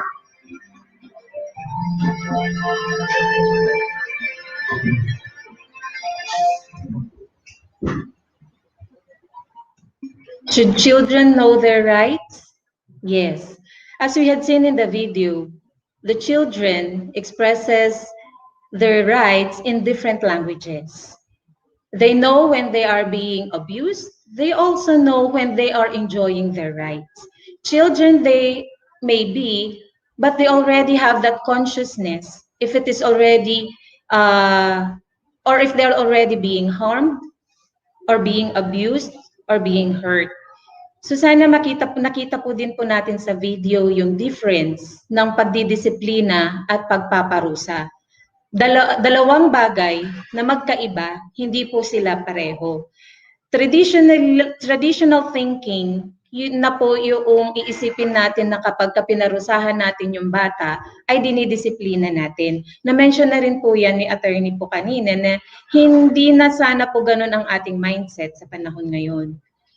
So they should know their rights. Sabi nga nung isang bata, ipaglaban natin kung ano yung tama, ipaglaban natin kung anong ating karapatan. Hindi po yung pakikipaglaban na to fight back or yun bang sagot-sagutin kayo or basusin kayo. It's not that. But then yun bang yung naaayon at nararapat lang para sa kanila dahil ito ay naaayon sa kanilang karapatan. Should children know their rights? Yes, they have to know their rights. Why? Well, we have a responsibility as educators to teach children about their fundamental rights. Kasama din po yan sa ating curriculum. If I'm not mistaken, nung nagtuturo pa po ako sa elementary, embedded na po yung child's rights sa curriculum nila, sa subject po nila, at naituturo na po natin iyon. Isa lang po yan na patunay na responsibilidad po natin bilang educators na ituro sa kanila ang kanilang mga karapatan. That is also to promote human rights values. Bakit natin napopromote ang human rights values? Kasi habang nagiging aware ang mga bata sa kanilang karapatan, natututunan at nakikita na rin nila yung karapatan din ng iba. So, nakikita na nila na, uy, kung karapatan ko ito, karapatan din ni friend ko, kung karapatan ko na ako si Swan, karapatan din pala ni Maria, pareho lang kami. So kung karapatan niya na magkaroon ng mapagsalitaan ng maayos na salita, marespeto, iisipin ngayon ni Juan na dahil karapatan ni Maria yun at karapatan niya rin yun, hindi niya ngayon pagsasalitaan si Maria ng mga bagay na nakakasakit sa kanyang kapwa.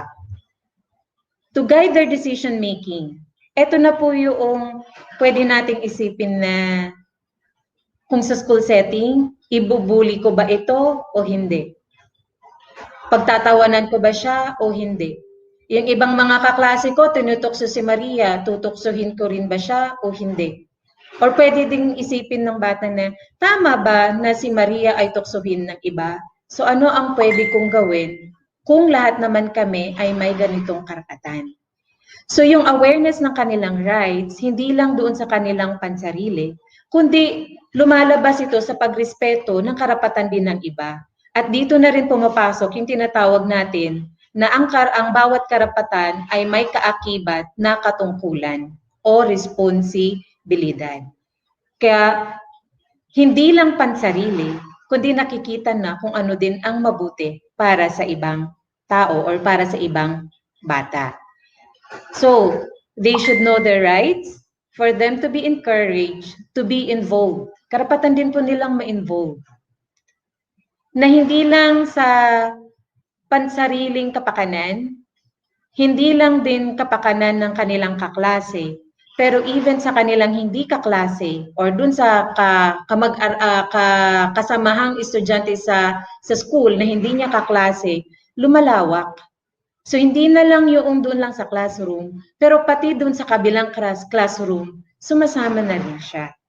At habang ang bata ay nagkakaedad, kung ito ay nakikita niya na nai-enjoy nila yung karapatan nila at naigagalang din ng mga adults, mas lalong nare-reinforce yung value na pagpapahalaga sa karapatan din ng iba.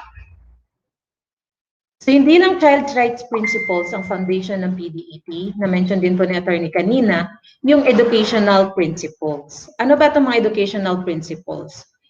Ibinipresent po ni attorney kanina 6. Ika-capsulize ko na lang po siya sa 4. Nakikita natin sa diagram na ito na ang atin pong approach should be student-centered or learner-centered. So pagdating sa holistic, hindi lang po yung different aspects, hindi yung buhay ng bata, the emotional, psychological, mental, social, emotional aspect, kundi kasama din dito kung ano po ba yung background niya sa family. Ano ang kultura? Ano ang kanilang family values?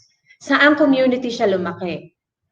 Anong lengguwahe ang kanilang ginagamit? Anong kultura meron sila? So kasama po 'yun na tinitignan natin sa ating pagtuturo. Building on strengths. Siyempre sa Montessori principle, sinasabi na we start where the child is. So kung ito ang kanyang strength, encourage natin na ma-maximize niya yung kanyang potential sa strength na yun.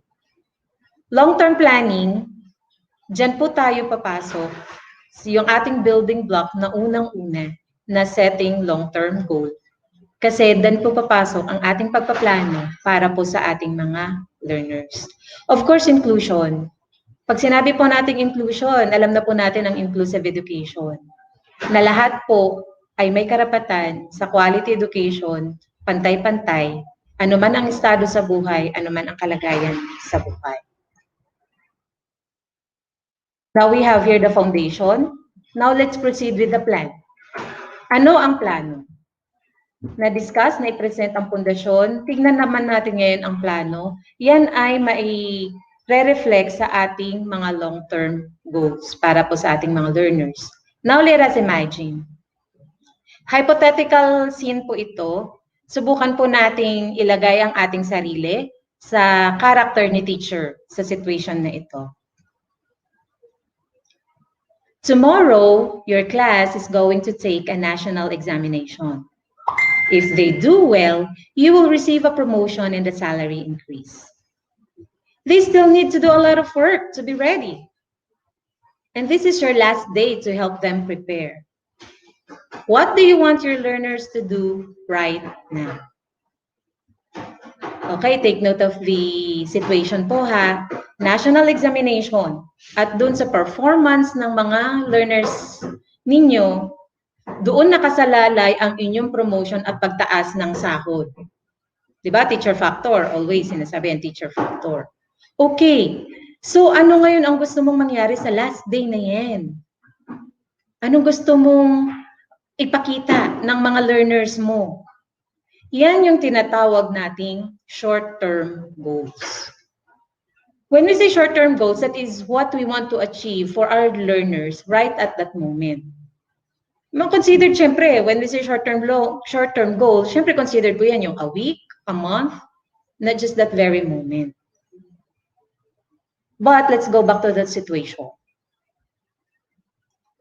Gustong-gusto mong mag-perform at mag-excel ang ating mga learners. Now, a group of learners at the back of the room are whispering to each other. Hala, laughing and disrupting the class. Tawa na sila ng tawa. And nakakaistorbo na sila sa iba. Now you have told them to settle down, but they continue to make noise and disrupt the other learners. Now, you really need that salary increase, but you won't get it if these learners don't focus on their work. Siyempre, yung preparation nila for that national examination, mahahamper. Diba? Kailangan mo yung salary increase. Why? Si nanay mo nasa hospital, si tatay mo may sakit. Ang mga anak mo magkukolehyo na, kailangan mo na silang i-prepare. O kaya naghihintay ang iyong labidabdab sa proposal mo ng kasal. Kailangan nyo nang ikasal kasi 35 anyos na kayo. Naku po. So you really need that increase. And then here are your students. Here are your learners na nakadepend ang salary increase na inaasa mo sa kanilang performance. And this is the opportunity for you to prepare them. Pero sila ay nag-iingay at nadi-disrupt ang klase. You ask them calmly to be quiet, but other learners are beginning to join in on the laughing. Naku, hindi na lang yung grupo ng mga estudyanteng yun, nahahawa na yung iba. So ano yung nararamdaman na? Naku po, you begin to feel that you're losing control of the class. Kasi dumadami na sila na nagtatawanan na, nagiging rowdy na. And there is a very little time left for them to study kasi bukas na yung exam. Kung hindi sila mag-e-excel, wala. Goodbye promotion, goodbye salary increase, goodbye wedding plans, goodbye pampa-hospital bill, goodbye pampaaral sa mga anak. Ganun ng peg, ng parent. So anong mangyayari? What is happening now to your body? You might be feeling tense, right? What's happening to your voice? Naku, baka nagiging high pitch na. At yung mababang boses, yung mahinang boses, lumalakas na at nagiging garalgal na. And what are you feeling emotionally? Pwedeng galit na galit ka na at naha-high blood na. Eto yung ano na, ma'am, puso mo, baka ma-high blood ka. Mga ganun na dialogue. So ano ang nangyayari? That is what we call a short-term stress. These situations have three main features. Ano yung una? Siyempre sa ganung sitwasyon, you want your students to change their behavior now, right there and then kasi you want them to focus. You want them to be well prepared for the examination tomorrow because you want them to excel. Of course, as teachers, we're not just after the promotion and the salary. We're also after for their good performance, for their excellent performance, for our learners to fully perform to the best of their ability. That is actually our primary concern. Secondary na lang, yung promotion and then yung salary. And you want their behavior to change right now. But since hindi natin magawa, kasi hindi na sila nakikinig at dumadami pa ang nagtatawanan, the emotional state now of being frustrated, yan yung sinasabi ni attorney kanina na mayroong frustration din sa pagtuturo. And then of course, nagagalit. And then powerlessness. Why? Because we're losing control of the whole class. Hindi na sila nakikinig. Ano ang mangyayari now? Because we want to gain control sa ating mga learners because we want them to behave accordingly, we want them to behave properly, and we want them to focus, pupuwersahin na natin ngayon na magkaroon ng power and control over them to regain yung power and control kasi gusto nga natin silang makinig. Okay. Mga ganitong scenario nangyayari, hindi lang po sa atin, kundi maaaring sa lahat. At eto na ngayon, the teacher's reaction sa ganitong setup ay often harsh and punitive. Of course, naintindihan natin yan. Galit na eh. Di ba may ano nga tayo na dala ng galit or dala ng bugso ng damdamin. Yan, ano ngayon ang ating magiging stress response for that short-term moment or short-term situation. Anong ating stress response? Possible, eto yan. Kasi yan yung mga typical stress responses. Sisigawan yung mga bata, i-threat ang mga bata, yan na yung, lumabas ka muna doon. Sending students out of the room, eto na yung calling students' names na, katalaga, tipong ganun. Making the students stand in the corner. Kung hindi man tayong gumawa nito, I believe, siguro, kung hindi man tayo, may kakilala tayo na nakaranas nito noong sila ay estudyante. Criticizing, minsan dinadamay na, pati magulang. Kung anong bunga, kung anong puno, siyang bunga. O, di ba? Mga ganong dialogue. Taking things away. Say, for example, may hawak-hawak siyang ballpen or yung papel sa sobrang galit, pwede mong i-snatch yun. Just to catch their attention. And hitting or other physical punishments. Naalala ko po nung ako po ay elementary. Sorry, hindi ko na po sasabihin kung anong grade level ako nun. Pero nung ako po elementary, isa rin pong mag-aaral.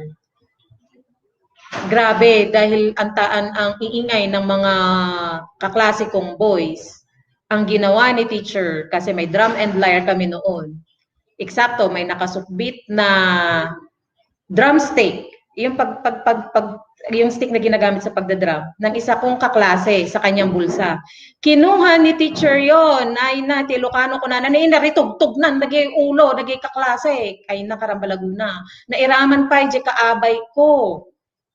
nga ada sakit na nga pinilit na lang ti simrek gaputa kayat na ti sumrek kana kayat ti umabsent ka nagbara. So you see, may fever yung katabi ko, babae pa siya, nasama siya na natuktukan na sa ulo ng drumstick. You see, hitting or other physical punishment, especially kung nasa peak na tayo ng anger or nasa peak ng anger yung teacher, anything could happen. So what is happening to us now? What's happening to you pagka ganoon? So balikan natin yung eksena kanina. Siguro gusto mo nang sigawan yung mga learners kanina, yung group of learners na nag-iistorbo sa kanilang mga kaklase, right? Ay, ganun siguro. Naku po. Now it's all in the brain. See? It's all in the brain. Tingnan po natin yan, ha? Yung outer part ng ating brain na nahati sa dalawa, that is what we call the right and left hemisphere, na outer part, yan po yung ating thinking and reasoning center, especially dito po sa frontal part, frontal lobe. Ito po siya. So that is actually our thinking and reasoning centers. At yung nasa loob, that is the emotional centers. Yun, familiar naman na tayo siguro, yung tinatawag nating part ng brain na amygdala.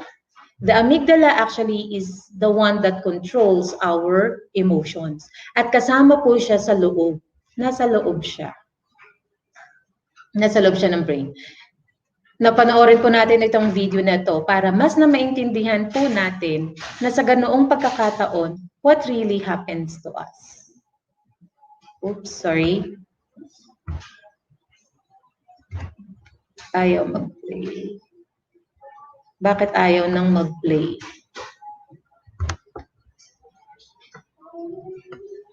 Yun, lumabas din. Okay. One of the most rewarding experiences for me has been to study brain science and apply it to the experience of parenting. And the hand model of the brain that I use to teach parents is very useful to understand that. So if you take your thumb and put it in the middle of your palm, put your fingers over the top, this is a very useful model of the brain. And when we can actually see in front of us what's going on in the brain, then we can change what the brain does. So let me walk you through very basically what happens in this brain and the structures in it. And it goes like this. The spinal cord comes up, representing the wrist, and then you have coming up into the skull, the brain stem and the limbic area, which work together to help regulate arousal and your emotions and the way you have a fight, flight, freeze response. These are the lobe of the cortex, the limbic and brainstem areas, and the cortex is this higher part of the brain that allows us to perceive the outside world, think and reason. And this frontmost part of the brain, right behind your forehead, so the person's oriented like this, is actually the part that regulates the subcortical, limbic, and brainstem areas.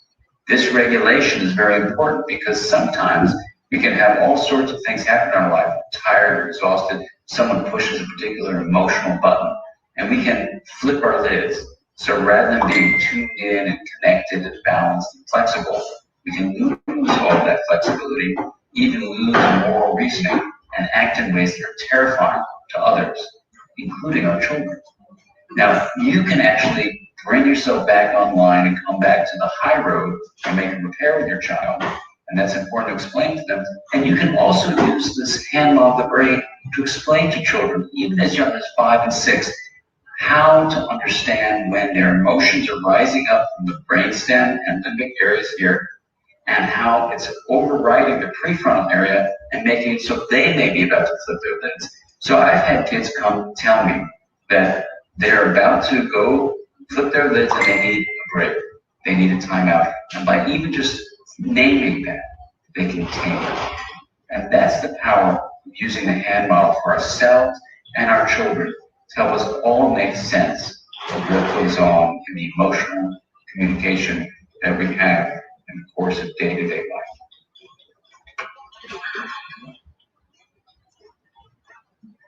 So you see, it's all in the brain. What's happening to us, going back to the situation or the scenario a while ago, the reaction, it's all in the brain. Now, ulitin po natin, no? Ito po yung ating hand model. If this is the brain, Yung stress response na shouting, hitting, name calling, criticizing, that could be the time na yung ating, paano ko ba? Yan. Na yung ating frontal lobe ay nag-flip. Or that is what we call the flipping the lid. Wherein the emotional center, take control of the thinking brain. Why does it happen? Now, primitive instinct natin, especially if we feel threatened. Kasi with that situation, during those short-term stress situation, what is being threatened is their sense of security and sense of safety and sense of losing control. When we lose control, we somewhat feel endangered. So in that scenario, the one that we presented, ano na kasi doon parang endangered yung gusto mong ma-achieve. Endangered yung gusto ng teacher na ma-achieve, na mag-excel ang kanyang mga learners. Endangered yung kanyang promotion, endangered yung kanyang salary, threatened yung kanyang goal at that moment. So ang pwedeng mangyari is what we call the fight, flee, freeze response, na basic instinct natin yun bilang tao. Naka-instill na po yan sa atin. Noon pa man. Ano yung flight? Ano yung fight? Yan ay yung labanan yung sitwasyon. Say for example, may lion na parating.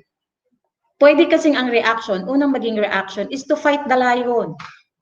O pwedeng maghanap ka na dyan ng kahoy na pwede mong pangpukpok or any weapon na pwede mong pangpukpok sa lion. Doon sa fight response na yon, sa lion, pwede. Pero kung ang lion ay yung ating mga learners sa classroom, kagaya ng na-mention natin doon sa situation kanina, yung pamumukpok ay hindi pwede. That response of fight ay hindi po pwede. Remember, may karapatan po yung bata na maprotektahan. The second one, that is the flight response or what we call the escape. May choice tayo na kung nakita mo yung leon na paparating na at lalapain ka, you have the chance to run. Flight. Run. Pag nasa sa classroom, yan yung tinatawag nating walk out. Mag-walk out na lang si teacher. Pero pag once na nag-walk out si teacher, ano kayang mangyayari sa class? Ano kaya ang mangyayari dun sa perception ng mga learners dun sa teacher na yon? Di po ba? So even the flight, it's not also a good thing. Kung sa leon pwede, sa classroom, hindi pwede. And of course, the freeze. Andyan na yung sinasabi natin, hindi ka na makagalaw. Hindi mo na maigalaw pati yung paa mo. Kahit hinahatak mo na at binubuhat mo na yung paa mo, hindi mo na maigalaw dahil sa takot. You see? Dahil sa takot. Stand still. Sa classroom setting, pwedeng nakatayo na lang din si teacher, hindi na niya alam ang gagawin. Pag nakita ni learner yon na hindi na makagalaw si teacher, what do you think will happen? So basically, when we say fight, that is caused by anger. When we flight, or when we flee, or when we freeze, that is out of our fear. Now, hindi kung survival of the fittest ang pinag-usapan or survival, pwede the fight, flee, freeze response. Pero sa classroom scenario, it's a no-no. So what we should do? At ano ba kasing nangyayari? Nag-take control si emotional brain. Si emotional brain ang nagre-respond kapag ka mataas ang stress. Kung threatened ang ating sense of safe and security, pag threatened tayo, pag threatened yung gusto nating mangyari, pag threatened yung gusto nating ma-achieve, si emotional brain ang mas na nagre-respond. Si thinking brain, mas na nagre-respond siya kapag ka mababa ang stress level. Sisi, naalala ko nung high school ako yung expression na tinatawag na flip ka talaga. Ay, nung high school ako, that is way back 19 kopong-kopong, wag nyo nang tanungin, early 90s po yun. Sinabi ko rin, early 90s po. Nung ako po ay high school, nauso po yung expression na flip ka talaga. Flip, ganon. Pero sa ngayon, yung tinatawag nating baliw. Ay, baliw ka talaga. Ayan. Bakit baliw? Bakit flip? Di po ba kapag ka-taken tayo ng ating emotion, yung act natin, yung actuations natin, yung action natin, yung behavior natin, parang sa baliw. Para tayong nagwawala. Something ganon. Okay, so yung tinatawag na flip the lid, yung sinasabi kanina dun sa video, na nag-flip the lid, tumaas kasi si thinking brain at nag-take control si emotional brain. And this is the very thing that we need to be careful of. Yan yung dapat nating tignan. Kasi, kung ganun ang nangyayari sa atin, what is happening to the child? O diba? Child behavior, yung behavior ng mga bata na nagtatawanan, ingay, nagiging disruptive, yun yung nagkukos ng ating stress, at nafe-threaten yung ating sense of control, na nalulus na natin siya, kaya ang nagiging reaction natin ay pwedeng maging violente or punitive. At kapag ka nangyari yun, babalik anong magiging behavior ni child. Siyempre, matithreaten din ang kanyang sense of security. Matithreaten din ang kanyang sense of security and safety. So ano ang gagawin niya in return? Lalo siyang magpapakita ng untoward behavior sa teacher. O kapag ka nagpakita ng untoward behavior si learner, ano na naman ang balik nito kay teacher? Lalo siyang galit, and this could happen in just a minute. See, pwedeng maging violent ang reaction, pwedeng maging violent ang eksena pag hindi po tayo naging maingat. Kasi right at that time, si thinking brain nag-flip the lid, or at that time, si thinking brain nag-disconnect sa ating feeling brain, kaya ang in control ay ang ating emotional centers. So we need to reconnect it. Sabi nga sa video kanina, pwede namang mag-reconnect yung dalawa. At we could also prevent na mag-disconnect. Better na lang ata yun, no, na ma-prevent yung pag-disconnect kaysa sa i-reconnect, kasi baka pagsisihan pa natin. So how do we reconnect our thinking and emotional brain centers pagka tayo ay nag-flip? Totoo po ito. Effective po yan. Deep breathing. Inhale. Exhale. Minsan tinatawanan lang natin, or minsan hindi natin binibigyan ng pansin, or minsan taken for granted ang ating breathing exercises or yung ating deep breathing. But it actually relaxes us. Scientifically proven na po na ang deep breathing ay nakakakalma. Okay po? And then of course, movement. At the time we can move. Sa ngayon po, pwedeng medyo parang pagod na tayo kasi ilang oras na po tayong nakikinig. Shaking our hands or simply changing our position. Pwedeng i-shake po natin ngayon ang ating mga kamay. Pwede din po tayong mag-change ng position. If you are sitting down, you can stand up temporarily. Pero huwag mong mawawala ang focus natin sa ating topic. You can stand up and then you sit down again. And then pwedeng turn your head left and then turn your head right. Diba?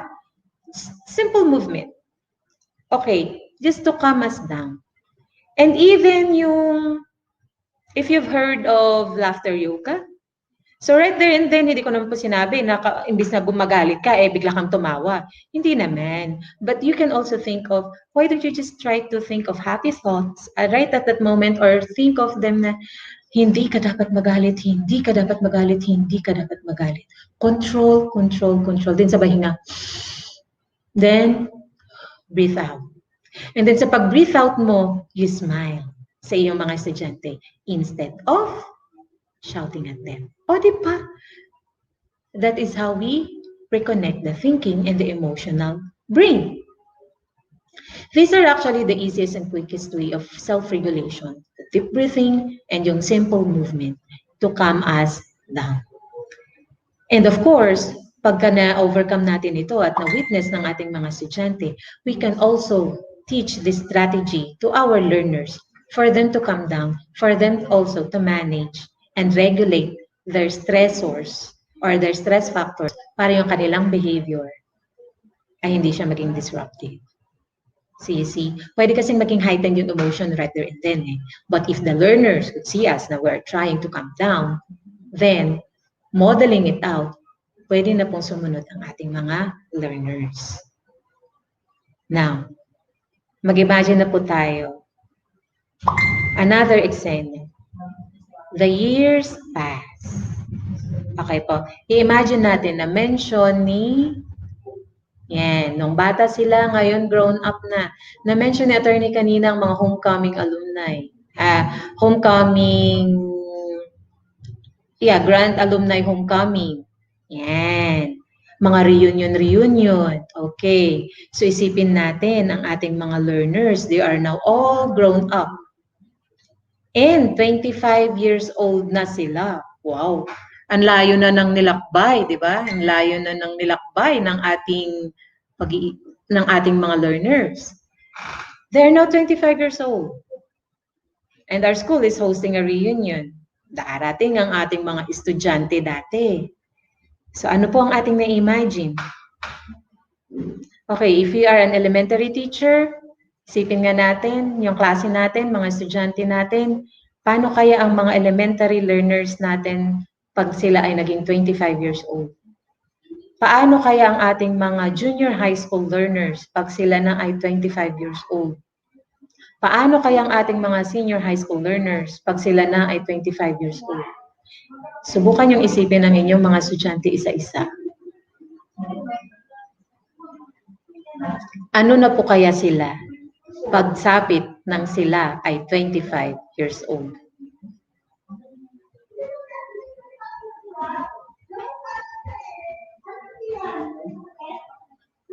So what kind of people do you hope they will be?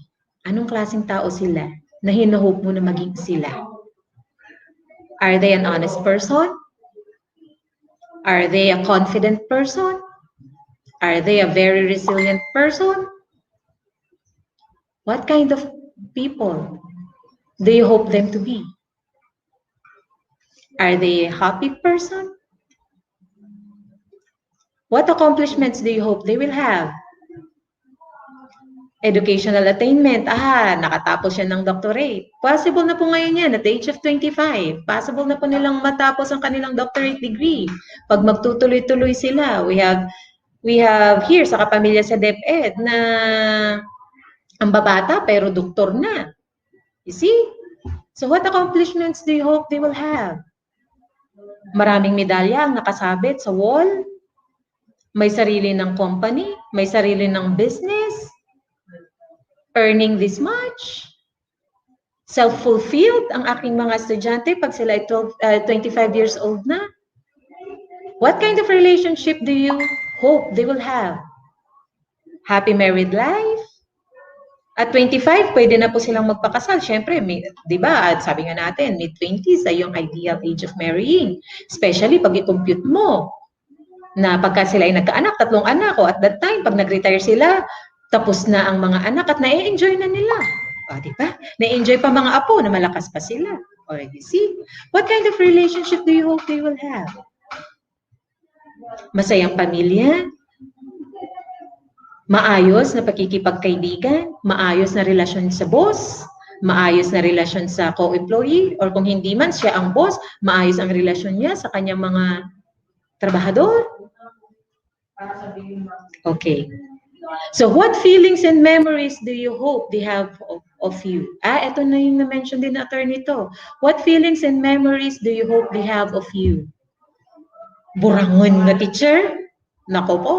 Siyempre, aday mo aking kayat. Oray syakmot nagbisura akmot. I don't want my learners to see me na burangon. Di ba? Or terror na teacher. Ay, nako po. Or it is a memory that they could not forget dahil dun sila na-traumatize. Or is it a memory na nag-succeed sila in life dahil nag-guide natin silang mabuti? dahil naturuan natin silang mabuti. Meron bang hinuhope ba natin na magpapasalamat din sila sa ating mga effort? Hinuhope din ba natin na kahit papano maaalala din tayo bilang kanilang paboritong guro? Imaginein po natin pag sila ay 25 years old na. Proud ba tayo? Magiging proud kaya tayo sa kanilang na-achieve pag sila na ay nagkwento? Or tayo ay mahihiya pag sila ang nagkwento? Dahil part tayo sa kanilang misfortune.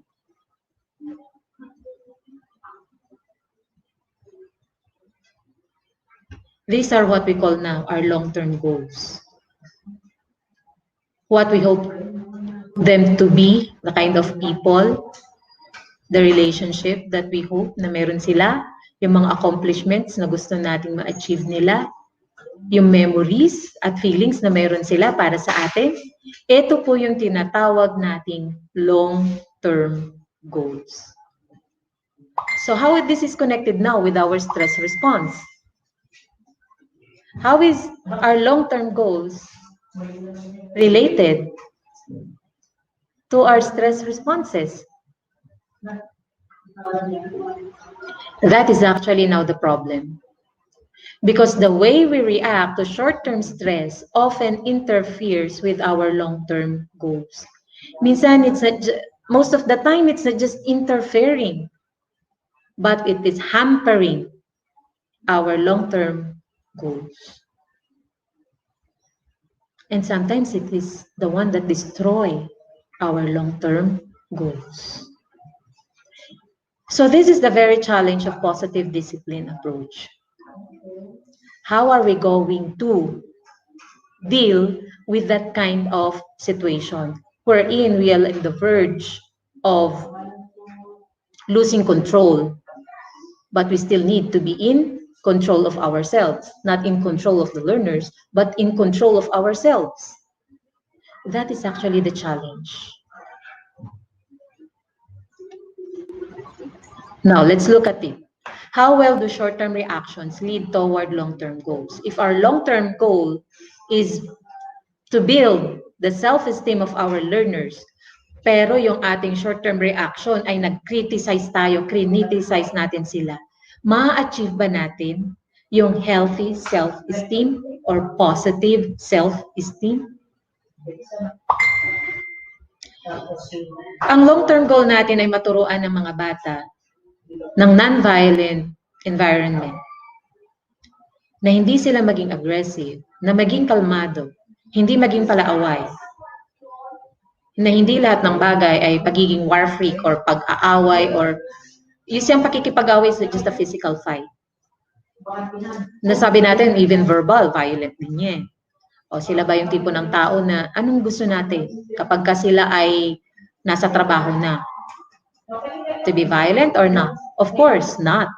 So we want to teach them non-violence. Pero yung short-term reaction natin nun, naslap natin sila, wow, nasampal, natulak, nabato, kung ano-ano pang nagawa natin sa kanila. So, are we able to teach them non-violence?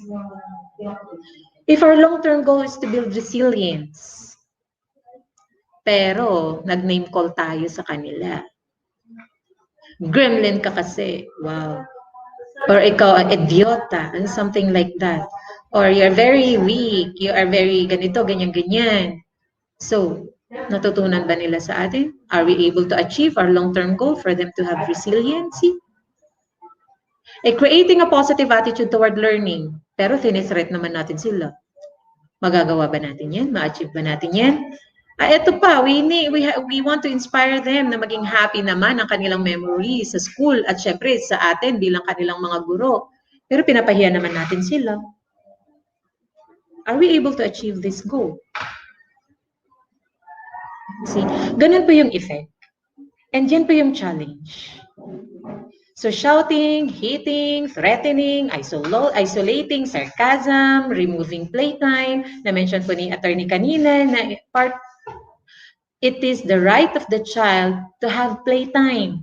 Tapos pinigilan natin silang mag-play o kaya pinagkalitan natin sila nung sila ay nag-play. But syempre, of course, ang ano natin dito yung tamang scenario ha, yung removing playtime, hindi naman na during class hour naman, playtime pa rin, hindi naman ako.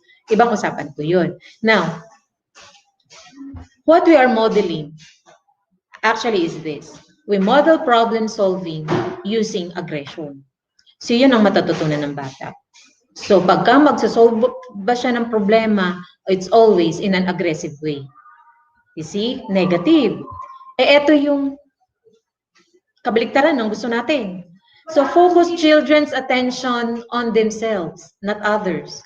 So instead of the children na makita din nila yung welfare ng iba or ng kapwa nila, magiging ano na lang sila, directed lang, self-directed, dun sa sarili na lang nila ang kanilang iniisip.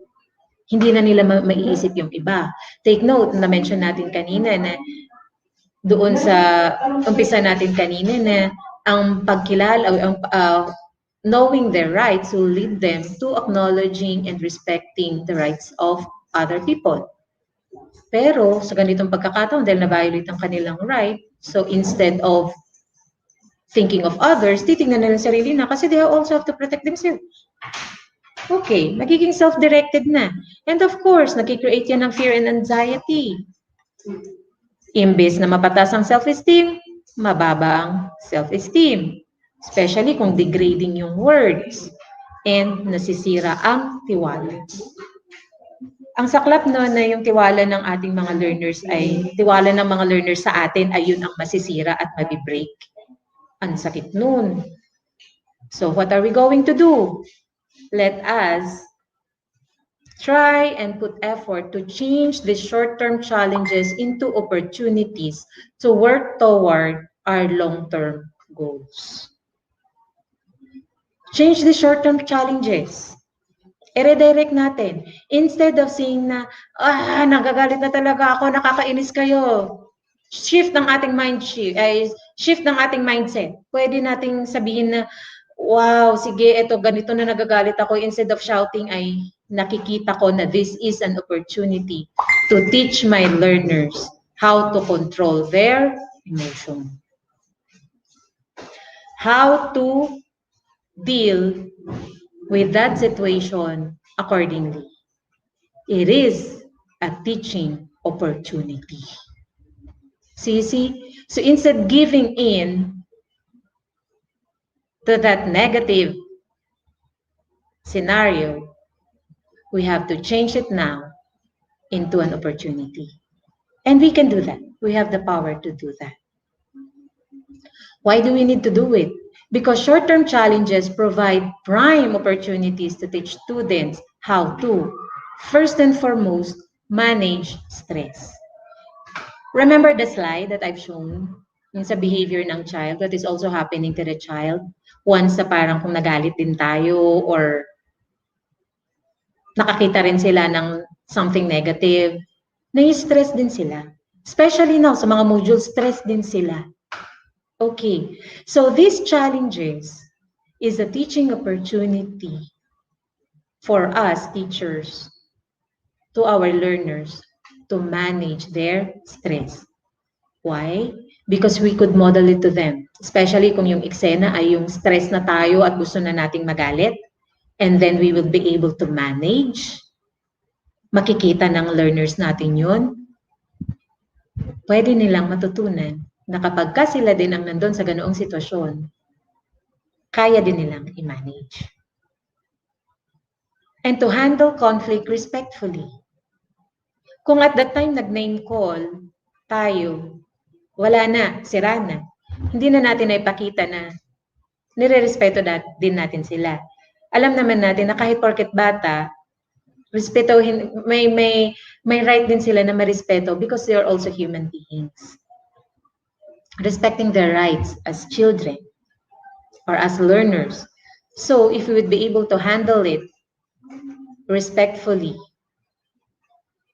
then mas na ma-earn natin yung respect din nila sa atin. And pagka naka-encounter din sila ng ganoong klaseng sitwasyon, wherein darating sila sa kanilang breaking point. Maalala nila yung ginawa natin na instead of using disrespectful words, disrespectful behavior, ay pinakita pa rin natin yung respeto para ma-resolba o ma-solve ang conflict na yun. So in that eksena na nagiging rowdy, nagiging noisy na yung bata, we can always say naman class,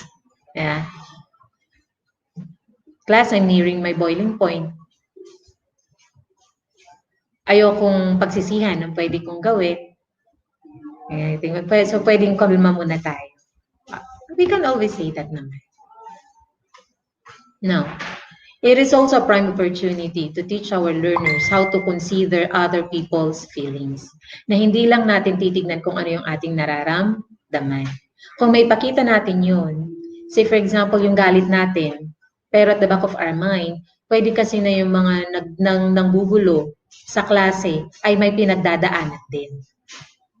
Possible kasi na baka yung batang yun na nagpasimuno ng pagtatawa, gusto niya lang maging masaya kasi napagalitan siya sa bahay noon. May negative emotion siya na kanyang sinusuppress. So considering all these factors, at nakita ng mga learners natin na hindi lang tayo nag-capitalize or hindi lang natin tinignan kung ano yung nararamdaman nating galit, ano yung nararamdaman nating inis, kundi tinignan din natin yung nararamdaman nila right there and then, matututunan din nila na i-consider din ang feelings ng iba. And most importantly, vice versa, they would also learn how to consider your feelings as their teacher. So nabibuild ngayon ang pagkakaintindihan. Mas nabibuild ngayon yung connection ninyo. Mas nabibuild ngayon yung healthy relationship as a teacher and as a learner. Alright. And it is also an opportunity to teach our learners to achieve their goals without harming others physically or emotionally. Because instead of erupting or giving in to our breaking point, instead of shouting or instead of hitting or hurting them physically, we were able to model a gentle way to solve the conflict or to resolve the matter. Again, that is what we model to them. See, at yun din yung makikita nila at yun din yung ibibigay nila ngayon na response. Di ba yung araw-araw? So kung ang response natin, ang short-term response natin ay sisigaw tayo, the response na may elicit natin sa bata, especially mga kabataan ngayon, kung hindi man kung tatahimik man yan, may ira. Kung hindi man tatahimik na may ira, pwedeng sisigaw din yan. Di ba? Okay, pero kung naramdaman nila na naging kalmado ka, resounding board yun, magiging kalmado din sila. Ganun lang. It's the same, we model it. And then, sila din nagre-respond. And of course, ma-achieve din nila yung kanilang goal to excel sa national examination tomorrow. Kasi imposible na ang goal ng mga bata ay bumagsak for the national exam. Kahit naman tayo noon, kahit pasaway tayo mga estudyante, never naman natin na ang gusto natin ay bumagsak, di ba? Gusto pa rin natin pumasa kahit hindi tayo gumagawa ng assignment, kahit hindi tayo nagpapasa ng project, gusto pa rin natin pumasa. And the same thing with these learners. Even though they're showing disruptive behavior, I don't think that their goal is to fail. At the back of their mind, their goal is to pass. Di po ba? Kahit tanungin natin mga estudyante natin, kahit yung mga nagka-cutting class, tanungin natin, anong gusto mo, pumasa o bumagsak? Hindi naman nila sasabihin na gusto nilang bumagsak. Sasabihin pa rin nila, gusto nila pumasa. Even yung mga hindi nagsasubmit ng modules, pag tanungin natin, gusto mo bang pumasa, iho o iha, or bumagsak? Siyempre, gusto pa rin yan pumasa. Tingnan nyo, kapag ka no grade, di ba? Mag-ano sila, ma'am, bakit wala akong grade? It's because they still want to pass. That's their goal. See? And if we are able to teach them to do it calmly, yun din po yung pwedeng gagawin nila. The very big question is to how. How? How are we going to change these challenges into opportunities? How are we going to prevent ourselves from reaching our breaking point, or from flipping our lead? How?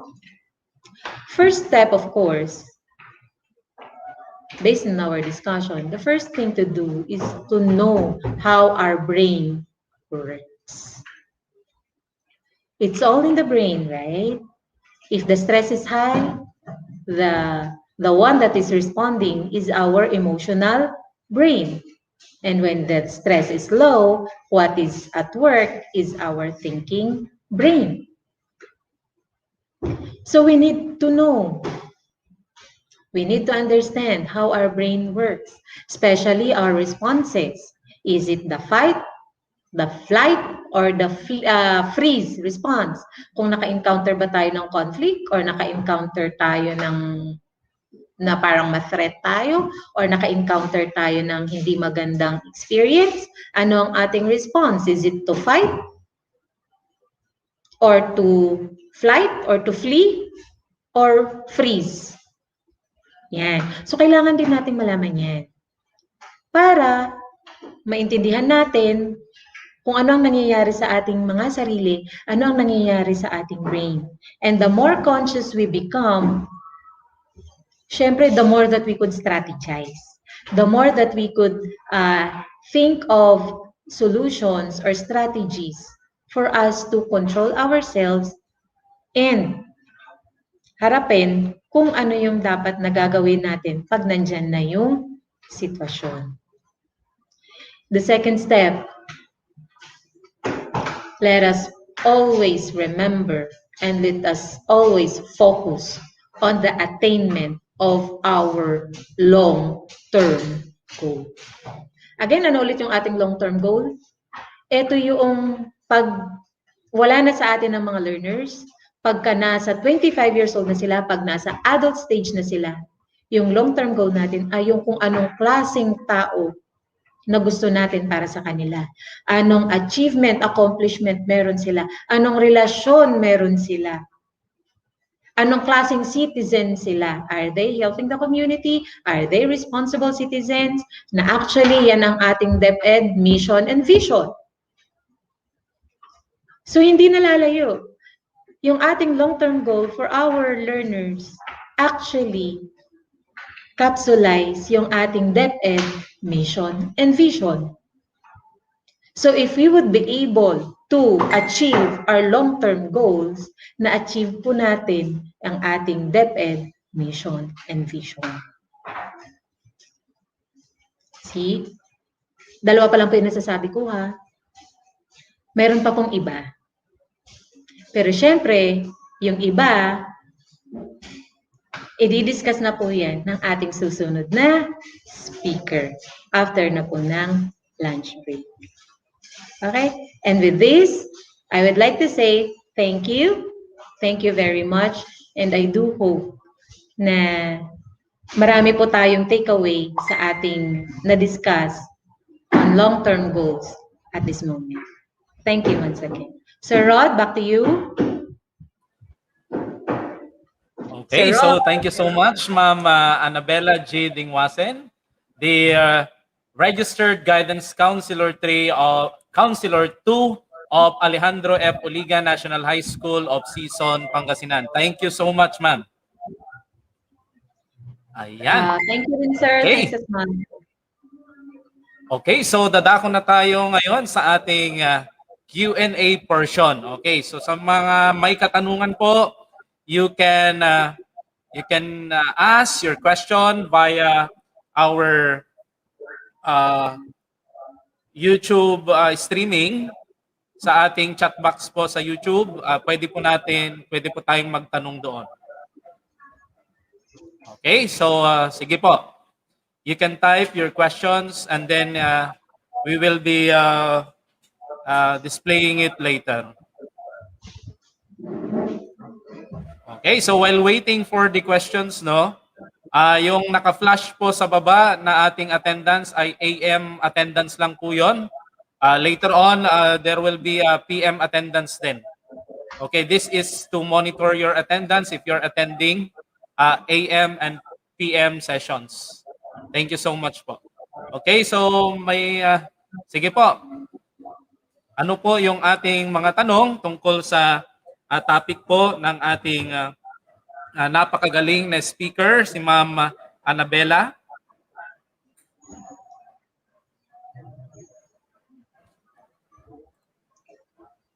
Yan, so let's wait for the questions, ma'am. Yes, sir.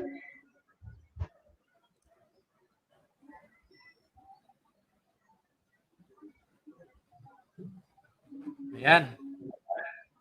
Wala. Okay. Mayroon, ma'am. May tanong. Okay, sir.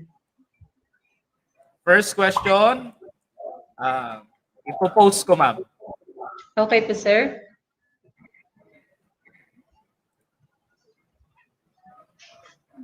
From Ma'am Cheryl Capilian.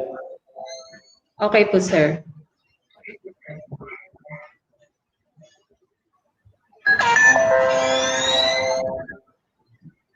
Nasaan po yung tanong? Here's the question, ma'am. Yan, ma'am. Ma'am, naka-display. Is it possible to implement positive discipline in the learning delivery we have? Actually, yes. Though we are already, though ang ating modality is modular printed, positive discipline is still very applicable. How? Ano po ba ang reaction natin sa ating mga estudyante na hindi nagsasubmit ng modules? How do we treat them? Ano po ang reaction natin kapag nakakita tayo ng output or sagot sa ating mga module na hindi nagfa-follow ng instruction?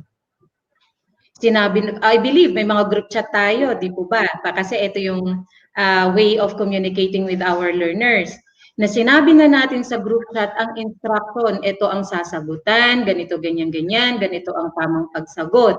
Pero pagdating ng output, ay hindi ganun ang ginawa. Inulit-ulit nyo pa at nire-remind nyo pa. Pero the same, nung ibinalik, hindi sumunod sa instruction. O kaya ibinalik ang module, walang sagot. O kaya nung ibinalik ang module, ang tanong ay how, why, when, ang sagot ay A, B, C, D, E. Ano ang ating reaction? Do we react or do we respond? Sa positive discipline, we always respond. We don't react. When I say kasi, di ba kasi when we say react, that is a negative thing, parang, huh? Ganun. But when we respond, pwede kasi ang reaction is, ano ba naman tong batang ito? Hindi ka na naman nag-submit ng module, palagi na lang ganito, ganyan, ganyan. That is the reaction. But when we do respond, ganito naman. I wonder, ano kaya nangyayari sa batang ito? How can I help this learner? Nasagutan niya yung kanyang module. Ano kaya yung mga underlying concerns? Ano yung mga underlying issues? Bakit hindi siya nakakapag-submit ng module? Bakit hindi siya nakakasunod sa instruction? Bakit iba-iba ang isinasagot? That is where positive discipline comes in. So even in a printed na walang face-to-face, yung pagbibigay natin ng feedback sa ating mga estudyante, yung pagme-message natin sa kanila sa ating mga GCs, that will show positive discipline. Okay po, ma'am. Have I answered your question? In what instances, if ever, ayun, na-mention ko na po. Nakapag-mention na rin ako ng mga instances. So, applicable po siya. One sir. Okay po, meron pa po ba? Meron pa po bang ibang katanungan?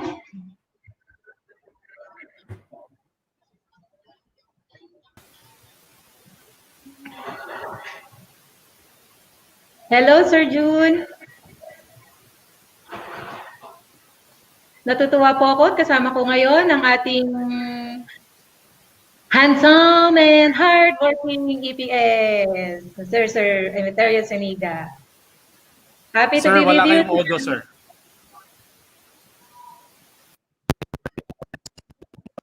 Once again to all our participants. So, kanina, I was listening to the questions and the way Ma'am Beth answered. Tama po yung sinabi ni Ma'am Beth na kahit na ang modality natin modular, still applicable pa rin po yung positive discipline. And one example of that na yun nga po yung binigay ni Ma'am Bell, may mga na hindi sila nagsasubmit or totally hindi sila nagsasubmit ng kanilang. So, siguro as teachers, magtatanong tayo bakit hindi nakapag-submit ng batang ito. Of course, meron tayong magiging reaction magiging dyan. At meron din tayong magiging response dyan. So, what I'm trying to say is that maging positive po tayo sa ating response doon sa sitwasyon. Maybe because may problema yung bata. Maybe because we have to consider some factors. Di ba?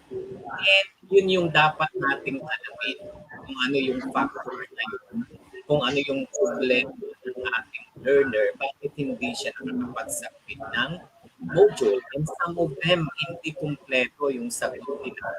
Doon na tayo mapapuzzle. Doon na tayo magkakaroon ngayon ng idea. So, ano yung gagawin natin? Marami tayong pwedeng maging respond doon kung how to address or how to help our learners. Yun naman yung focus natin is to help our learners, right? Sila yung focus natin talaga dito. Makatulong din po tayo sa kanila. So, hindi natin alam talaga yung mga nangyayari sa kanila. So, this is one way of helping them. This is one way how we are going to reach them out. So, nabanggit ni Ma'am Belvin kanina na paano natin ma-reach out yung ating mga learners if they have encountered some problems, di ba? So, pwede rin sa group chat, meron tayong mga group chat kung saan ginagawa ng ating mga teachers para sa gayon ay at least kung hindi man tayo makapag face-to-face, meron din tayong paraan kung paano natin makakausap ng ating learners. Na sa ngayon, mas lalo nilang kailangan yung tulong natin, yung presence natin, yung paramdam tayo sa kanila that they really feel na nandyan tayo for them. That na nandyan tayo for them para tulungan sila. So, applicable pa rin. Okay? So, yun lang po ang masasabi ko. Ma'am Bel, do you have any or additional para sabihin sa ating mga participants? Yes po sir, totoo po yun na yung mga ganitong pagkakataon, ito na yung opportunity. Yung sinabi din kanina na turning that challenge, that short-term challenge into an opportunity na maturuan yung ating mga estudyante. Kung ang ipinakita natin ay compassion, yung concern, all the more na magre-respond po yan sa atin na mayroong, oo nga, bait-bait talaga ni ma'am, gawin ko na yung module kasi nahihiya na ako. Something like that. Kasi gusto ni ma'am sa akin, maipasa ko, sabi niya sa akin, gusto niya na maipasa ko tong subject na to. Siyempre, gusto ko rin. Ate kong gano'n. Kasi nakikita ko yung effort niya, nahiya na ako kay ma'am kasi palagi niya akong nire-remind at ang bait-bait niya sa akin. Mga ganoong pwedeng dialogue na mano natin sa ating mga learners. Yes, na iparamdam natin really sa kanila na importante sila sa atin. Diba? Yes. So, yun yung hinahanap-hanap nila, yung concern. natin. Para sa gayon ay ma-motivate natin, ma-encourage natin if ever yung problema ay hindi mo masasagutan ng kanilang module. Definitely, kung ganito yung nararamdaman nila na may concern tayo sa kanila, definitely gagalaw ang mga ito. Mararamdaman nila. Okay? Yes po, sir. Yes po, sir. So, next question. May sinabi po dito. It's not really a question, but comment. At sabi niya, thank you, Ma'am Annabel, for imparting to your knowledge to us. God bless. Watching from Don Maximo IS, Panaga, Lawak District, from Ma'am Caroline Cabildo. Thanks as much, Ma'am. I do hope na nakatulong din po ako sa inyo. Thank you po. And one more thing, this is also a wake-up call sa ating mga PSDS, sa ating mga school heads, sa ating mga guidance designated special to our teachers who are in the classroom, na at least yung learning na maibigay ng ating mga speakers from the very start, Attorney Tibay and Ma'am Anamelia, talagang i-apply natin ito sa ating classroom, how to deal with our learners na may nakikita tayong problema sa kanila. Okay? So this is a wake-up call sa ating lahat. And another comment, sir, from Ma'am Cheryl Capillan. Sabi niya, thank you po, Ma'am Bel, and thank you po, Sir June. Sabi niya, truly let our learners feel that they are important to us. Yes po, kasi even us, di po ba, kung naramdaman natin na importante tayo, di ba iba din yung feeling. Same thing po with our learners. And again, thanks as much po.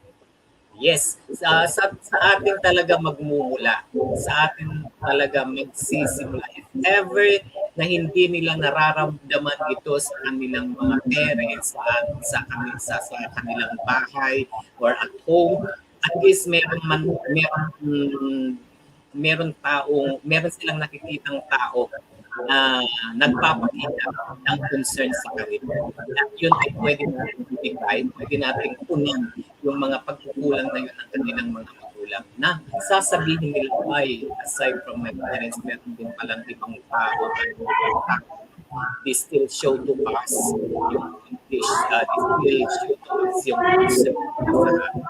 So, magsisimula talaga sa atin. Sa gayon, ay mag-open naman yung mind ng ating mga learners na maging malaman yung kanilang isipan tungkol sa mga okay? Yes, thank you. Thank you, Sir June. Meron pa po? Do we have may speaker pa tayo after this, Ma'am Annabel? Wala na po, sir. Mamaya hapon na po ulit. Yes po. Maaga po tayo. Ayan. So, do we have questions? Do we still have questions, my dear participants? Or malinaw po yung pagpapaliwanag? Or yes, malinaw po ba yung ating presentation? Ayan. Sir Rod, wala na bang questions? Wala na po, sir. Okay.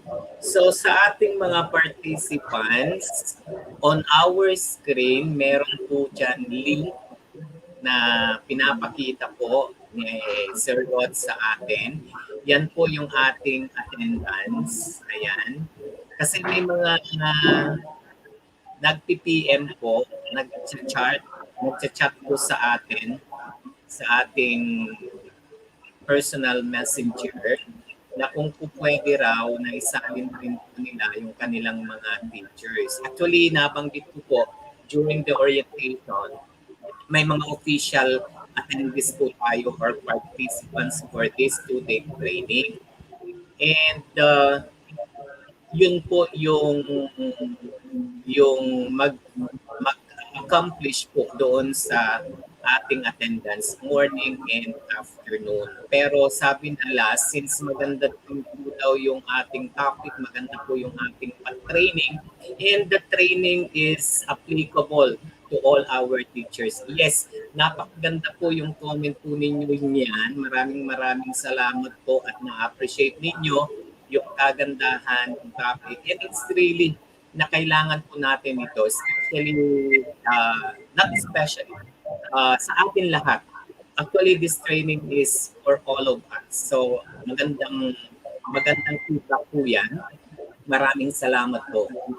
So kaya sabi ko sa nagtanong po kanina, so your teachers may join.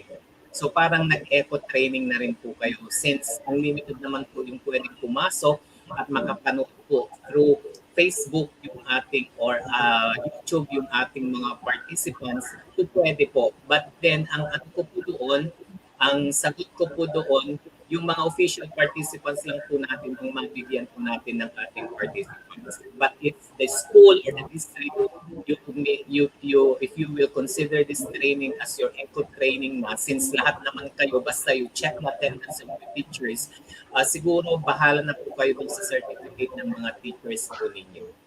Okay, so kasi ang iniisip po namin sa dami po, kasi we're expecting 700 participants for this training.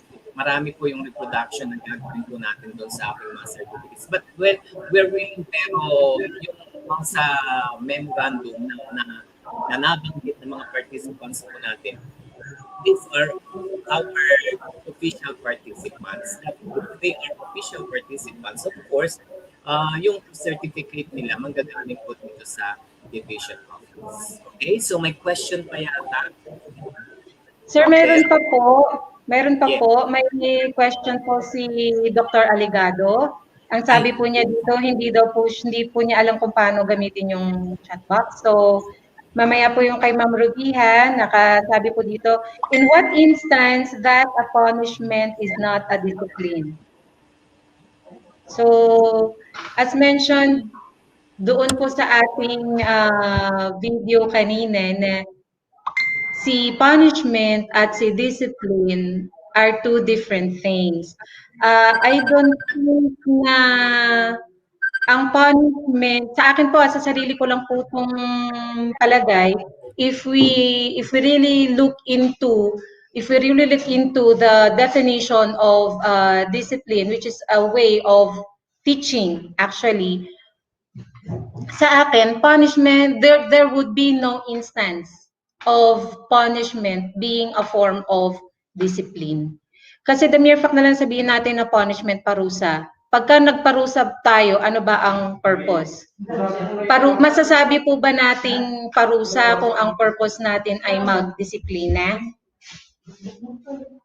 Kasi iba po kasi yung term na parusa doon sa way or manner ng pagdidisiplin. Kasi pag sinabi natin punishment, it's always harsh. It's always hurting. Hindi po natin ma-separate ang hindi natin may aalis yung instance na masasaktan sa punishment. Meron at merong pain, meron at merong hurt feelings pag sinabi nating punishment. So kapag ganoon, I don't think that is a form of discipline. Kasi pag sinabi kasi nating disiplina, pag sinabi nating pagdidisiplina ay pagtuturo. Sasabihin natin na tinuturuan ko siya maging ano, kaya ko siya pinalo, kaya ko siya ano. Ang tanong, yun kayang itinuturo natin na sample, nagsinungaling yung bata, o para matuto yung bata na wag nang magsinungaling, pinalo mo yung bibig para matatandaan niya. Ang tanong ko lang din po yun doon, sa instance na yun, ano kaya yung natutunan ng bata? Yung hindi magsinungaling? Or natutunan kaya talaga ng bata na hindi magsinungaling? Or natutunan niyang magalit sa'yo dahil pinalo mo siya sa bibig? So you see, there is no guarantee na yung pagpalo mo sa kanyang bibig ay matututunan na niya na huwag magsinungaling. So, I don't think po na, kahit na-achieve man natin yung purpose, baka deep inside, meron sinasabi na, sige, hindi nga ako magsisinungaling para tandaan mo yung ginawa mo sa akin. You see po. So, sa akin lang po yun na pananaw, hindi po magiging form of discipline ang punishment.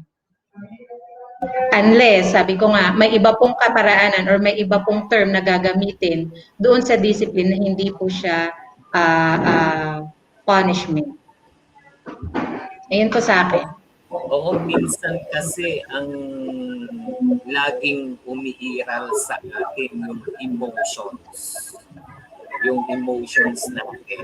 Minsan yung si teacher napapahiya in front of other learners. So parang nasasaktan yung ego niya or emotions niya. Wherein si teacher minsan or kadalasan hindi niya natitindig yung kanyang emotions. Kaya nagkakaroon yung tinatawag nating punishment. But kung punishment ang pinag-uusapan kasi parusa yan eh.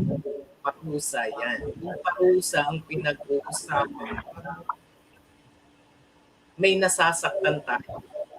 May nasasaktan tayo na only physically, but also emotionally, that there is no guarantee, tama si Ma'am, that there is no guarantee na gamitin natin pagdidisiplina ay punishment.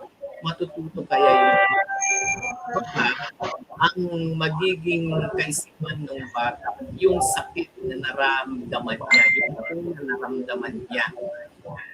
Diba? So, maaaring magdulot ito ng revenge, di ba?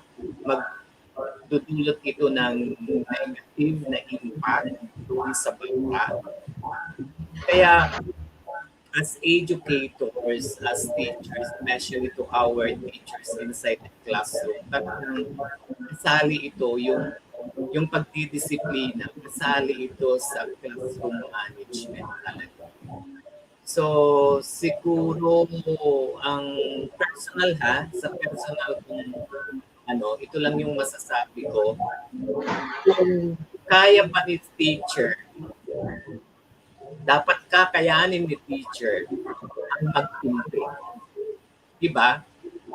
We know how to control our temper. Kasi kung minsan doon naging negative yung action natin, if we do not know how to control our temper,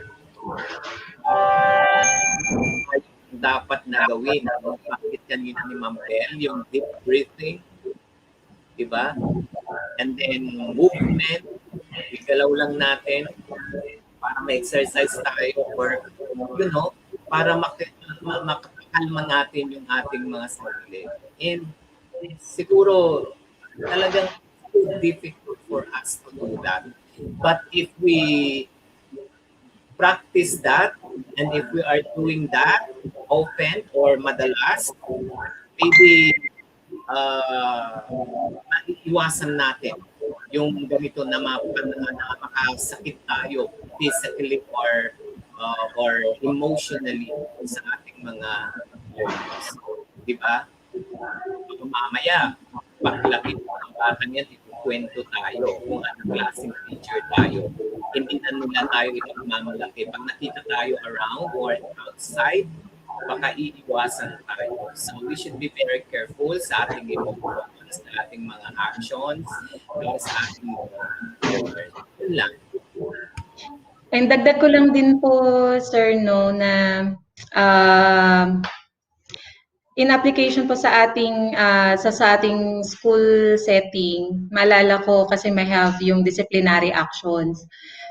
I believe na sa akin kasi, mas ginagamit ko yung disciplinary measures kaysa sa punishment. I'd rather use the term disciplinary measures or consequence of your action rather than punishment. Kasi we cannot remove the fact na sa isang misbehavior or sa isang maling desisyon, meron at merong consequence ng kanilang action. At meron kapag meron tayong school rules and regulations at na-break yun, meron tayong disciplinary measures. But let us make our learners understand na these disciplinary measures, these consequences are not actually form of punishment, but it is a teaching methodology for them to learn from. Para maiwasan po na maisip nila na pinaparusahan natin sila. Kasi hindi naman po yun kung tutuusin, the objective of disciplinary measures, it's not to punish the child, but to teach the child. Since ang objective is to teach the child, kaya nga ang term is disciplinary measure. So wag ho sana nating i-equate na yung punishment is equivalent to discipline or disciplinary measures kasi magkaiba pa rin po iyon. Kasi never, I believe as a school, ang objective natin is to teach, not to hurt or not to punish. So, ano ang ating disciplinary measures? They are not actually punishments, but they are teaching methodologies for us to use na matutunan ng bata na hindi na gawin ulit yun. Say for example, nag-cutting class. At ang disciplinary measure ay pwedeng ipataw yan ng ating child protection policy or ng ating school discipline committee.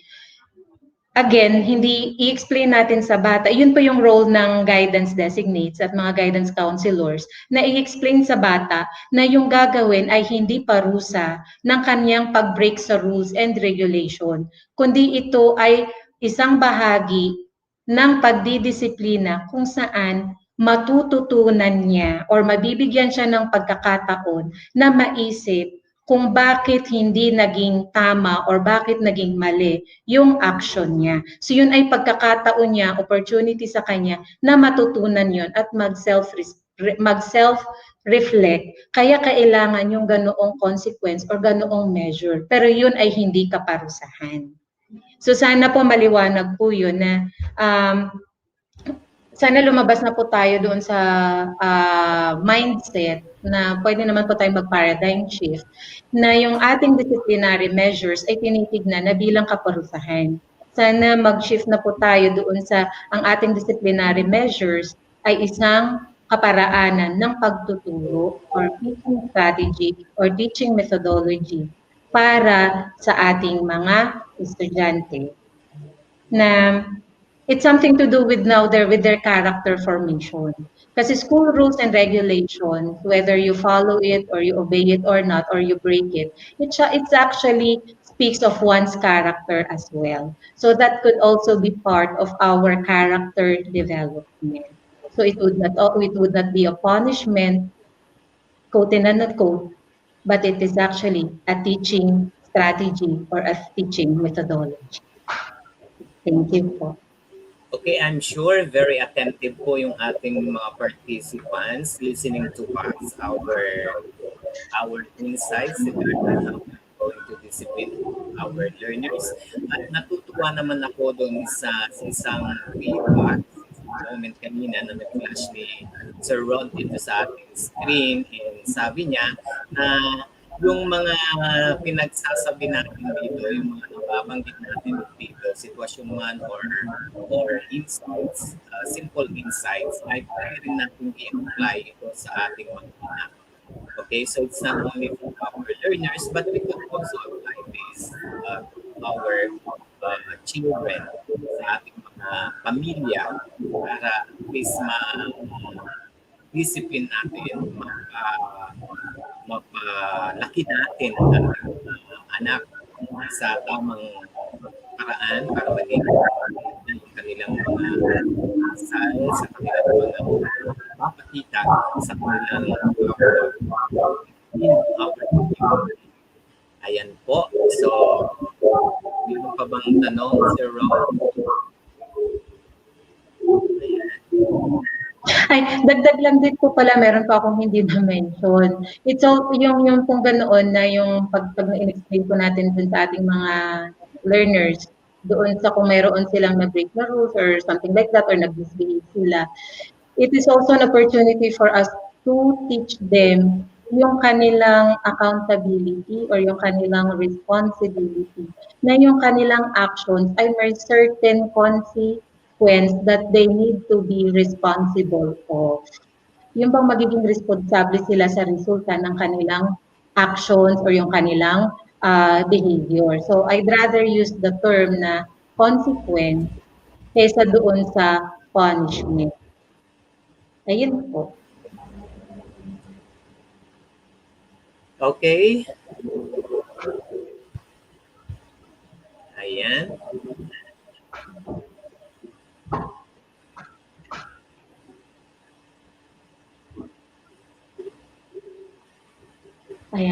Ma'am, are we made to understand that there is no room for punishment in the classrooms even if an undesirable behavior is repeatedly done by a learner? Ma'am, yun po yung ano ko na ang punishment kasi is may negative connotation. Hindi ko po sinasabi na ito po, clarification po tayo sa terminology.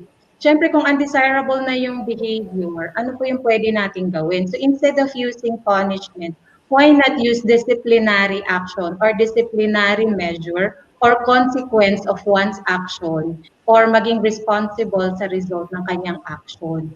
Kasi iniiwasan po natin na ang magiging understanding ng bata ay pinaparusahan natin sila. Ang mas gusto po nating isipin ng mga learner ay dinidisiplinahan natin sila, hindi po natin sila pinaparusahan. Ulitin ko lang po, pag sinabi po natin dinidisiplinahan, ay tinuturuan po natin sila. So, kahit sabihin na natin na pareho lang, o sige, say for example lang, community service, sabihin na natin, yung community service dun sa school as a form of disciplinary action.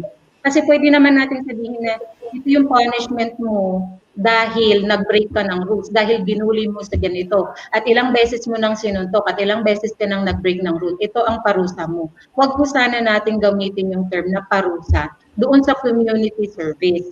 Ang pwede po natin gawin is disciplinary action or pagkakataon para ma-reflect mo or maisip mo na yung ginawa mong pambubuli ay hindi tama. Kaya kailangan mong mag-render ng community service for you to learn from. Di po ba mas gentle yung dating na tinuturuan natin kaysa sa pinaparusahan natin? It's just actually the usage of term.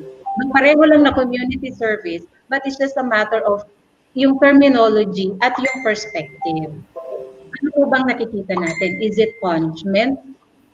Or is it something na discipline na gusto natin silang matuto? Kasi mahirap pong matuto pag parusa, pag pinaparusahan. Kahit isipin din po natin, tayo din po, pagka tayo po ba, saan po tayo mas natututo? Mas natututo ba tayo kung sa tingin natin ay pinaparusahan tayo? Or mas natututo tayo kung alam natin na yun ay kaparaanan ng disiplina para matutunan natin ang isang kabutihang asal? So magkaiba po yun. It's just a matter of terminologies, ma'am, and just a matter of perspective. Kaya kung talagang deserve na ni bata na mag-community service or whatever form of disciplinary action, ibigay natin. But let us not use the term punishment. Okay po. Ano pa dito? Hello ma'am, paano po kung maka-encounter kami ng mga manipulative learners na kung minsan iba pinapakita nila sa iba at pinapakita sa'yo para lang makuha yung goal niya? Ano po ang possible na gagawin namin? Okay, kindly, ano po, when we say manipulative learners, ilang taon ang pinag-uusapan natin dito? Is it elementary or secondary? Now, kung meron tayong mga manipulative learners at paano natin ito i-manage, paano natin ito i-handle? Sige, magbigay tayo ng konkreto. Parang ito ba yung parang nagpapasipsip na parang anghel pag nakaharap sa'yo bilang teacher kasi gusto nila na ma-recognize din sila na parang teacher's pet, something like that? Or hindi naman siguro kasi may goal siya, tapos dun sa iba, hindi pala siya anghel, kundi nakakagawa pala siya ng ano. Let's use our, ano yung term, proper term? Let's handle the matter with wisdom. At meron din tayong dapat discernment. Dito po papasok yung skill natin ng mga guro na we need to discern. Kasi since alam naman natin pala na manipulative itong learner na to, so what is the wisest thing for us to do to deal with that learner? Hindi naman natin pwedeng right there and then sabihin mo, ay napaka-manipulative mong bata ka. Hindi naman natin pwedeng sabihin yung ganun. But we can redirect. We can redirect the behavior na huwag maging ganun. Especially kung alam nila na hindi kanila yun makukuha. You have to stand firm. Bilang mga guro, huwag nating ipakita na kaya tayong manipulahin ng ating mga mag-aaral. Kasi tayo po yung adult, tayo po yung guro. Okay po. So, since na-discern natin na ganoon sila, wag po tayong magpadala. And pwede naman po natin kausapin ng maayos yung bata na hindi naman yung parang anong term ba yun? Na hindi yung parang napapahiya siya or what. Hindi yung ganoong way. But then, yung bang siya na mismo yung magsasabi. Or kung yung behavior niya ay talagang very concerned na po kayo sa behavior, you can always refer po. You can always refer it to us or to us. Especially meron na tayong counseling and referral system guidelines na naibaba, gamitin po natin yun.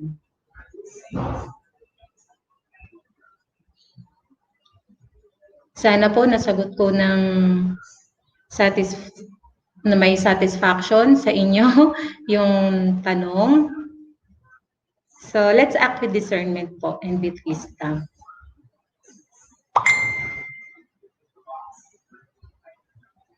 Okay, very well said, Bel. Ayan. So, siguro nasagot ko ni Ma'am Bel yung ating mga katanungan. Do we have other questions?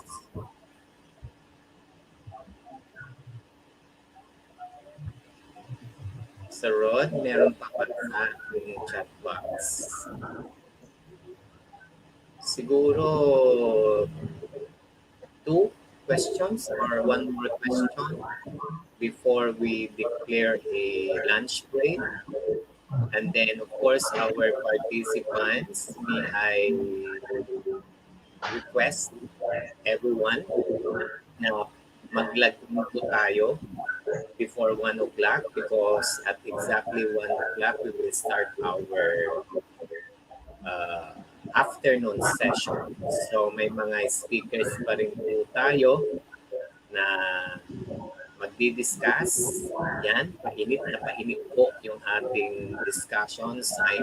I know all our participants are learning. Yan, marami pong learning na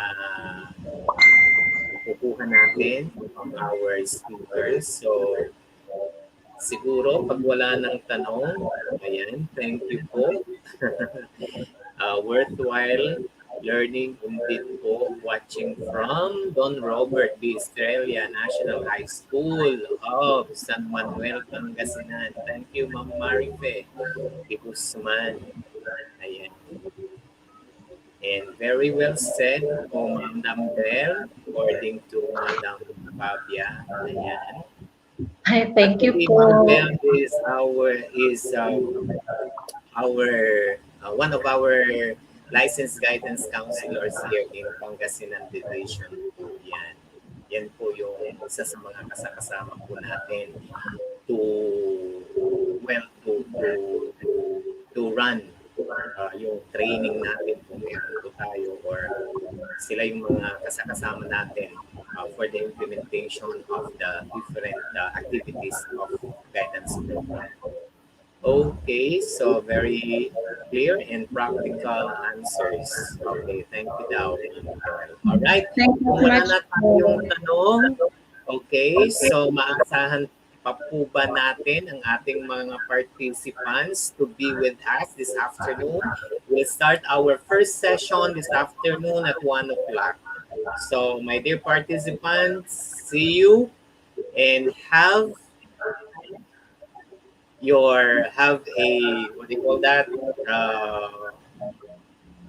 have your lunch. Okay, so have your lunch. Eat well. Okay, thank you very much. Thank you po. Thank you very much.